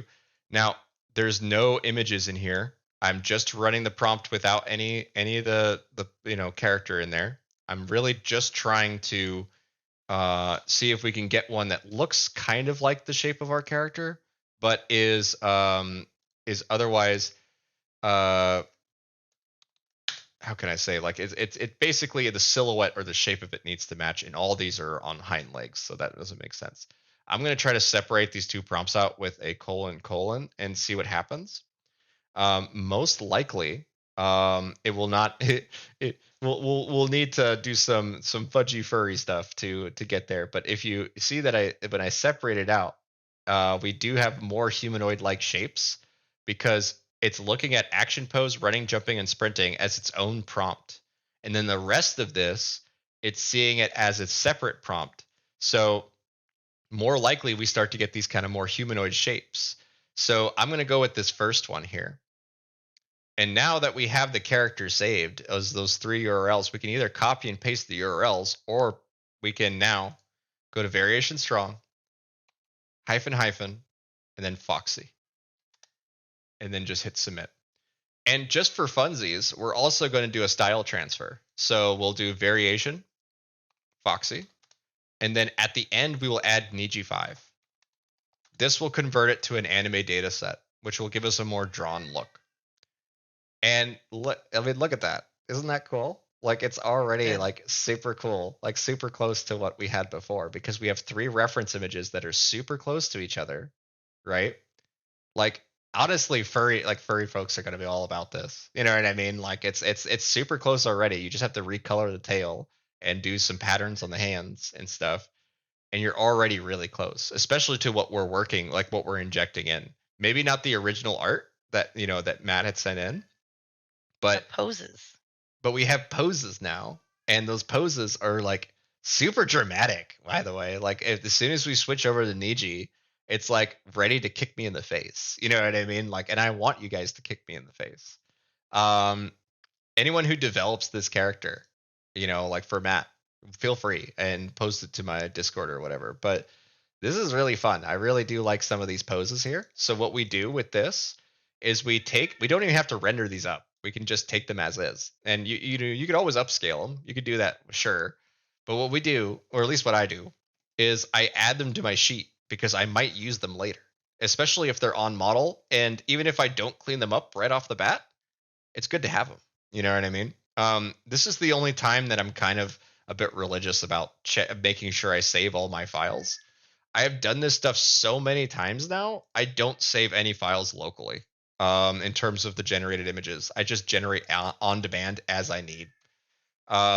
It does make me miss out a couple of like really, awesome moments that I've rendered, but the reality for me is that I feel like I have enough control of this stuff now that I can very easily recreate anything, and then now it feels like art, honestly, when I do it that way. Because one of the things that I learned at a very young age, I think I was in middle school or something, was I had an art teacher. Her name was I shouldn't say her name. Let's just call her Miss B. Miss B was great. Probably my most formative art teacher that I've had.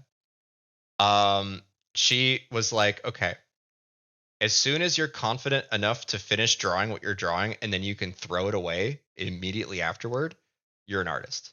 You're an artist as soon as you can ditch your art. and not care about it because you know that you can just remake it at any time. You don't have to. You can be your own printer, that kind of thing. Um, and she was never one of those teachers that like grabbed the piece and like threw it away for you or did something else awful like that. But what she did was she taught me that like a line is just a line. You can just remake the line. You know what I mean? Like there's no reason like you can cherish your art. That's fine. Like I remember I told Kinky that I sometimes burn art and she was very upset about that. Um the thing is that I look at it as, you know, it's an expression, and expression doesn't necessarily have to be rigid or exist permanently. In fact, nothing will. So it's best to just let go and allow yourself to have just the ability to say, I could do it again. There's nothing wrong with that. I could just do it again. It's a completely different thing when you talk about like 24 hours of work on one project. I get that. But when you talk about like the Tibetan monks that like draw in the sand for like weeks and then they just wipe it away in one day, That's crazy. right? It's like it's a sign of like respect to their culture and everything else like that, but it's hard. Like that is a hard thing for me to watch, even with my philosophy of like ditching everything. Yeah. Okay. All right. So you see here we have all these action poses. Now we can inject these at any time to represent the character or to add to our character sheet, or sorry, to our URLs. The thing is that if we did that, if we just took these images as is and then brought them in, I'll move it over to tablet here. If I just brought those images in, the main problem with that is that all the variations between these become become artifacts. They become elements that will otherwise invade the results of your character here. And I gotta mention this really quick. Look at the head pattern. You could just color that in with the blue, and you have the original character design. Just put it on the hands, put it on the head, change the tail a little bit. Not a little bit, quite a lot actually. There's a lot of changes on the tail that needs to be done, but it's so close. It's so close right off the bat. And this is what I'm gonna call the latent version of that original piece of art that was sent over to us. This one here. This is the latent version of it, as in it's the version that Midjourney will understand in multiple scenarios, in multiple environments. It's not going to be confused by weird elements like the fact that the hand and the tail and the hip combine, are near each other like that. The reason I knew that that was going to be a problem was because my eye told me, what the hell is that? I don't even know what that is. Oh, it's a thumb. It's a thumb and it has a nail coming down. I could not tell that right off the bat. And if I have trouble telling that, Midjourney's going to not know what the hell that is. So, yeah, I immediately took that into account and was like, all right, let's at least get rid of the tail so that we can start to, get the hand and get at least start to an image interrogate off of that. So, and we've simplified a lot of the patterns and details on here. But now that I have all that, I want to make sure I do include that. So I'm going to copy, paste that, and then we will also come back to the original thing here. And I am going to get the original, like the one that's unedited here. There we go. Yeah. And I am going to copy that over and also paste that, because this sheet is going to need to have both references. And now let's compare the original, like the one that needs all the changes, or that is not simplified, and compare them to the Niji version, which is this like more actiony one here. Look at how it replicated the tail fade, coming up to a lighter tail here. Look how it was able to create hind-legged animals that are all darker in the feet than the original. That's because the injected version that we had made, the latently compatible one, was all darker in the feet, which means that they all start to replicate those features. Boom. This may not be exactly this character specifically, but it is a repeatable, continuous character. So yeah, everything else is just tweaking, adjusting colors, adjusting everything to make it look the way that you need it to make it look. You can in-paint some of that too. So if we take, say, the eyes from this character, boom, just highlight, select the eyes and the face and stuff, just something like that. This is a gamble. This usually can or doesn't work. It really just depends on the situation. But you can take just a part of the image here and hop back over to Discord. Paste that part of the picture so you have a URL of it. Grabbing the URL. And now I'm gonna find one of these Foxy boys here, or just Foxy. I keep calling it Foxy boy. Let's take one of the face fronts from earlier because I think that might make more sense. So let's actually do this one here. Because this was I just want to show this as an example because this is one of the blends that was it's not super accurate, but it's a blend and it's a little more face front than the others. Let's do vary region. I'm going to select that face like that. And now I'm going to paste the URL and no pupils. I'll just hit no hyphen and then pupils. And we'll see if it's able to infer enough off of that.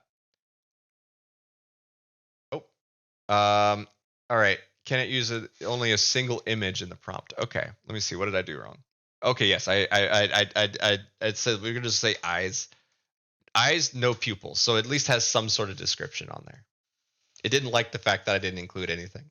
There's also a handy dandy little trick, by the way. If your area or your selection area isn't big enough, I don't know what this does exactly, but Mavis showed this to me. You can actually highlight select outside of the canvas like this. Boom. And then submit that. And it works. I have no idea why it works. I don't know what it does. Mavis finds the weirdest hacks. But you can region select outside the canvas to allow yourself to work with small little details. I don't know why Midjourney just doesn't automatically do that when you do like, oh, I have a little small detail I'm fixing. It's just gonna, select the border and move on. It doesn't do that. Right now it's just it's kind of just whatever. But in terms of doing in painting, it's not running in turbo mode, so we gotta wait a little bit here. But look at that. How are you doing at getting white eyes? Are you getting them easily? I'm sorry? You're getting white eyes easily? It's a bit of a gamble, honestly. If you look at the results we got off of this one here, it is working in the sense that it's making these like big bulbous eyes that are very easy to Photoshop later, right? But there's a lot of contact lenses. Ooh, that's a good one. Let's do that. There's let's see here.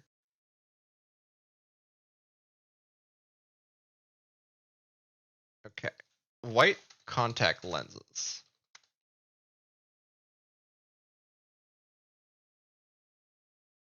I do love how in painting does some really funny stuff though, like to the point where it's completely anatomically breaking. But sometimes I'm like inspired by like the owl faces and the weird faces that gets made with this sometimes. I don't like to admit this very much, but whenever I'm doing writing, I'm oftentimes generating stuff and then I'm choosing options that look better with the generated imagery that I'm choosing because I'm not sacrificing my writing.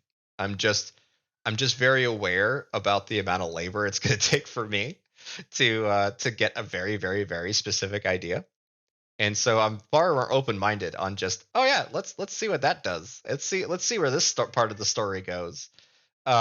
Using my characters as kind of like a jumping off point for who's interacting with them. Like, for example, if I just come into here and say like hyphen Michael, which is one of my characters, and we can say late to work, getting on the subway, New York, 1993. AR32, and then I'm going to write one little style note, which is the Franco-Belgian inspired In fact, no, I'm not going to use the Franco-Belgian because otherwise it's going to turn everything into Europe.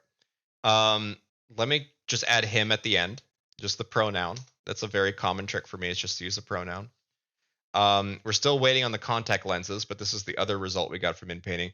The last one is the silly. They're all really silly. The inpainting, when it comes to doing like image references, are very like Mabus.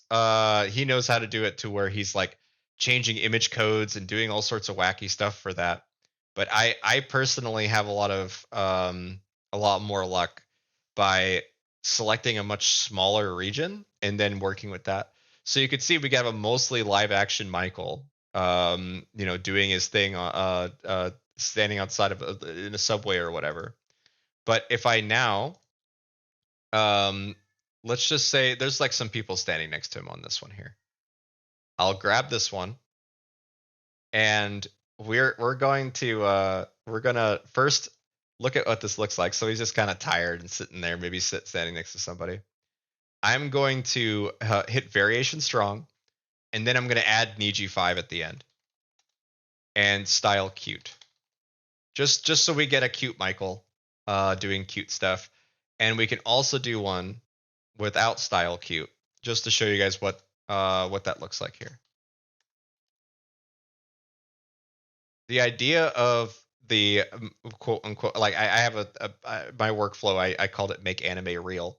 The idea here is that what we're doing is we're starting off with a live action puppet, a mostly live action puppet. And that puppet we then insert our art into, and it begins to look a lot more like the characters that we had. So like for me, it's this one, probably is the closest right here.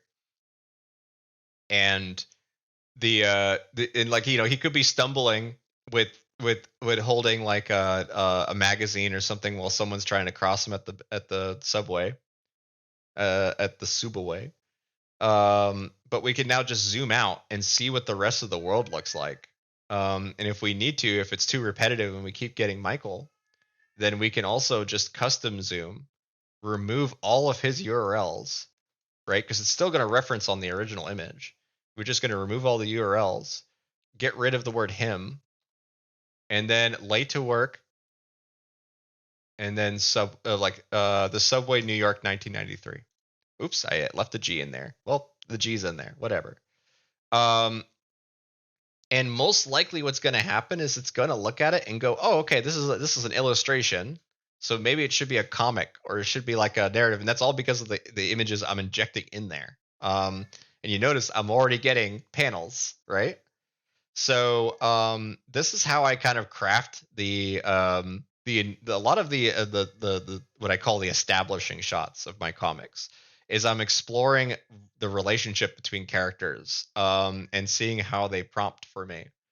For this one, it's just a straight zoom out. So we're probably going to get multiple images of Michael, or at least a Michael-like person. And we might need to do some in-painting to like say, let's put Michael back in here on this person's face, or onto this person's face. So I'll up-res that one just to show you guys what it looks like when we really get to control this stuff a bit better. Shoot, where's the thing? There it is. Let's up-res that one. And then let's up-res from our other render. This is where I removed Michael's name entirely. I just have the subway New York 1993.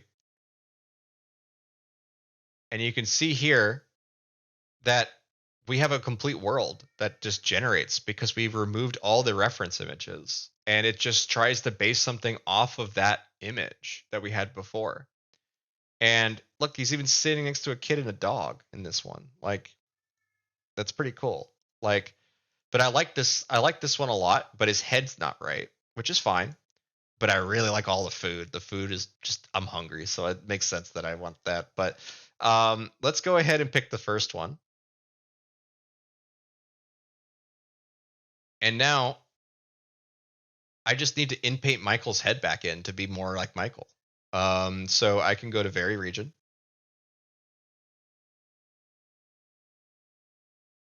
Because remember, the URLs are now missing. This is a benefit of having it in /prefer. I can just select generally his head area here. And the bigger your selection is, the more likely his head is going to be oversized or weird, in my opinion.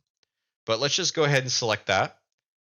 And then I'm going to delete all the info and just go Michael. Again, Michael's not going to work for you guys. It will only work on my account. But if you have a character saved, you can do this. We'll do Michael. And then let's just say startled. And then him, Niji5. Style expressive. Why not? And let's just do cute. Let's just keep him cute. And now we'll just do base. I'm being fickle, but let's do that. And then for funsies, I'm gonna hit vary region again, and this time I'm gonna select a much larger area, and then I'm gonna switch Michael to Foxy. And we'll see if he suddenly has an animal head on him. Interesting.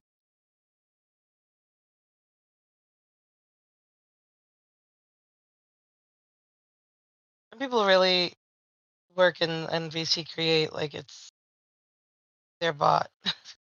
Yeah, right. Yeah, there's a lot of folks just kind of doing their thing in there. Yeah, it really just comes down to the fact that Discord's just not intuitive for what we're using it for, honestly. Yeah. Like, and these are all.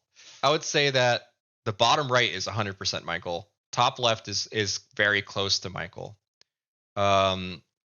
It's amazing how close you can get just with messing with some of this stuff. But you can see as we are in painting this here, we are working off of full body turnarounds. We haven't even selected a head to be different than the rest of the heads. Like there is a way where we're able to basically say, hey, we're gonna only have the head. So for ancient, I have it to where I can zoom in and just be able to I only have a prompt, or sorry, a /prefer for his head, because his head has these big eyes, and I always wanted those faces to be the same. So but we can look here. We did the fox one, and look at this. There's your furry. Oh, let me zoom in here. Sorry. There you go. There's your furry. He has hair. It's Michael. It's mostly, kind of. Yeah, but we have our furry here. And like Zootopia. Like a Zootopia furry. Yeah. Like a 90% humanoid, just an animal head. Once you have your little furry head character saved, you can cycle through these, and it's going to take a lot of re-rolling and manual cleanup to really get the final product you want. But this is an easy way to make furries, is just to inject completely like anthropomorphized characters onto humanoid shapes. That to me works a lot better, but you can only do that after you've done the homework, after you've done all this crap that's up here, because you never know if you need to suddenly have them be like looking in a different direction or doing all that kind of stuff. And it really isn't that continuous to this fox character yet. If I had a /prefer of just close-ups of heads, then yes, it would probably work better. But now the Michael one is rendering, because Michael has a lot more image references. It just takes longer to render, I think. Let's take a look at this one up close. Wow. We got Michael right here. That's 100% kind of a Michael look. And the hair is the same. We could easily draw Michael's face on there. Again, Michael. And that one's the least where he's a little too pale and sickly there. Maybe if he had a really bad cold. And Sage could be sitting there on the bus. You know what I mean? And I could just outpaint this guy, or sorry, inpaint this guy out of it. And it could be like they just met up on the bus. You know what I mean? Like, and that's just so easy to do. Like I can just up-res this. Go to vary region again. Now I'm going to first get rid of this guy like that. And we'll see how this kind of comes out, but we want to be a little generous to like somewhere around him. And then I just want to remove all of this and just say Subway. I just want it to be a pretty clear. Hey, it's Gluttony. That's great. That's cute. He looks like he dropped it in the second one though. Like he gets scared by the flash of the camera. Ah! But my only goal here is to remove the guy from the prompt here. And just by writing a generic thing like Subway or something that describes the background of the environment will suddenly remove this entirely. And I have a lot of luck using like the paneling, the edging of like the world in order to represent the panels in my comics. So there's probably a pretty decent example of that just on the third one here. So I'll upres that just to show. Might do a different one, but this will be the last thing that I do probably, just to kind of show you guys. You could say that that's Michael sitting next to a sage-like person on the left here. Sorry, on the right. And I could easily be like, all right, here's the story. Panel 1 is him getting onto the bus or the subway. Panel 2 is him looking for Sage or someone else, and then panel 3 is her like talking to him in the sense that we only need her head popping up over here to say like, "Hey, I'm over here." And then there are all, and I have created what is called an organic panel, a panel that is framed by the world, not by arbitrary boxes. And this is the coolest form of storytelling to me. Is I literally just told you guys that little snippet of life based off of the little teeny bits of information that we found here. So now, if I would take another one of these images, let's just say, which one makes the most sense for this? This one's fine. We'll just work off of this one. The last thing I'll show you guys is that we can go to vary region again on this new version of the image. And now I'm going to inject Sage into there.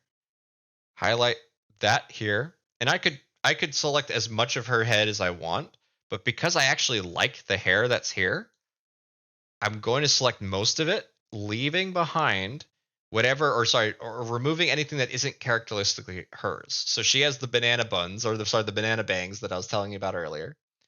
So I'm just gonna come in, but boom, like that, just to make sure those bangs get generated. And we want them, and the bangs could hang on the sleeve a little bit, so I'm going to also include that. Boom.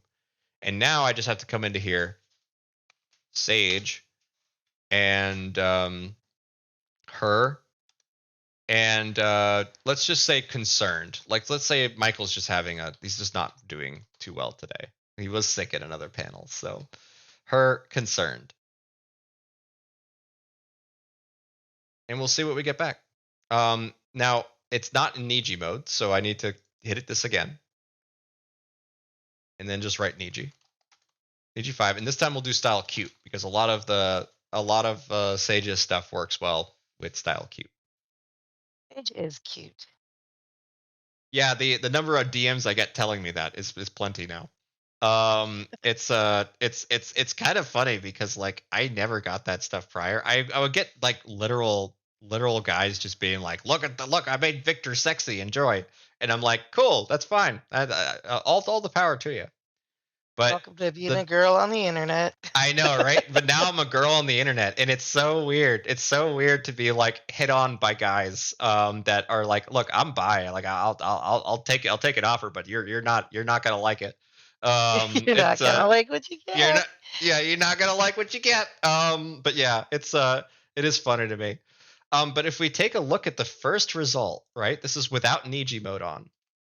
Okay, so she's not going to look like her too much, but she is looking in the correct direction at Michael, by the way. Let me move over here. She's looking at Michael right here. I didn't do any work for that. It was just from the injection and going, okay, eye lines, blah, blah, blah, blah. Like, this is awesome. Amazing. Right? And then now we can look at some of the other results, and they're all chaos, right? Like, it's just kind of her looking over. And you could still use these. You could be like, hey, I've noticed you're kind of out of it lately. Are you all right? And it's just a human moment told through a window, And then the first one is mostly nonsense, mostly lost. I would have to redraw over that if I used it. But I do want to show that on the ones where we did style cute, you notice that there isn't enough room to be cute. That's essentially what I've taken from this, is that there's a very similar shape, but it doesn't have the same impact as Niji 5. So this is why I don't really rely on styles right off the bat. I try to run things as base Niji or just base Midjourney, just to see what I get first. And then if I get really stuck, if I really don't like the results that I'm getting, then oops, let me cancel that really quick. All right. By the way, the cancel button only works on upscales for me. Like that's the only thing that makes sense. Everything runs in turbo mode for me, so it's too fast to cancel it. But if we come into here and we select a much larger area, particularly involving her hair here, then I can also, with style cute, I can hit IW and then 2. That's image weight, and that just maximizes the image weight to match whatever art that I'm giving it. This is a dangerous code only because you're very likely going to get weird Cronenberg stuff the higher this number is, because it's just trying to shove a bunch of shit, a bunch of stuff together. So we'll see what that does. And let me take a look at this one really quick. Okay, yeah, it's the same one from before. All right. So I'll probably end it on this one here, but we'll take a look at what you guys have said here. That's why copyright doesn't matter. This is not a quote from me. This is from Boken. That's why copyright doesn't matter. If you can just redraw stuff, imagine street artists kicking the water bucket. Yeah, right. Yeah, I won't say it doesn't matter. I just think that we're at a point where so much of it is just antiquity. Like understand. Like I'll go to my comic really quick. I love how every time I open that page, by the way, the mountain just flies at you. I wanted it to spook people a little bit when they saw it. So, but if I go to my comics, the first Is that an episode of iceberg? it is a mountain actually. In the comic, Okay. it's a mountain that Victor moves to kind of represent the world changing in front of our eyes. But in my first issue here, right, where I have the Redditor falling in, there's a there's a pretty big reference to a bunch of this stuff related to trademarks, particularly where we're talking about copyright strike 2.0, and I'm saying it's actually a trademark, by the way. I'm just using that because everyone knows what a copyright strike is from YouTube. It's actually an upgrade to a trademark, is what I think Disney and all of them are fighting for right now. They want to be able to say, not only can we trademark our characters indefinitely, but we want to run systems. We want to make it enforced by law that if you run a system that generates images, that it can't produce our trademarks or whatever. That's just corporate overreach, gone insane. Yep.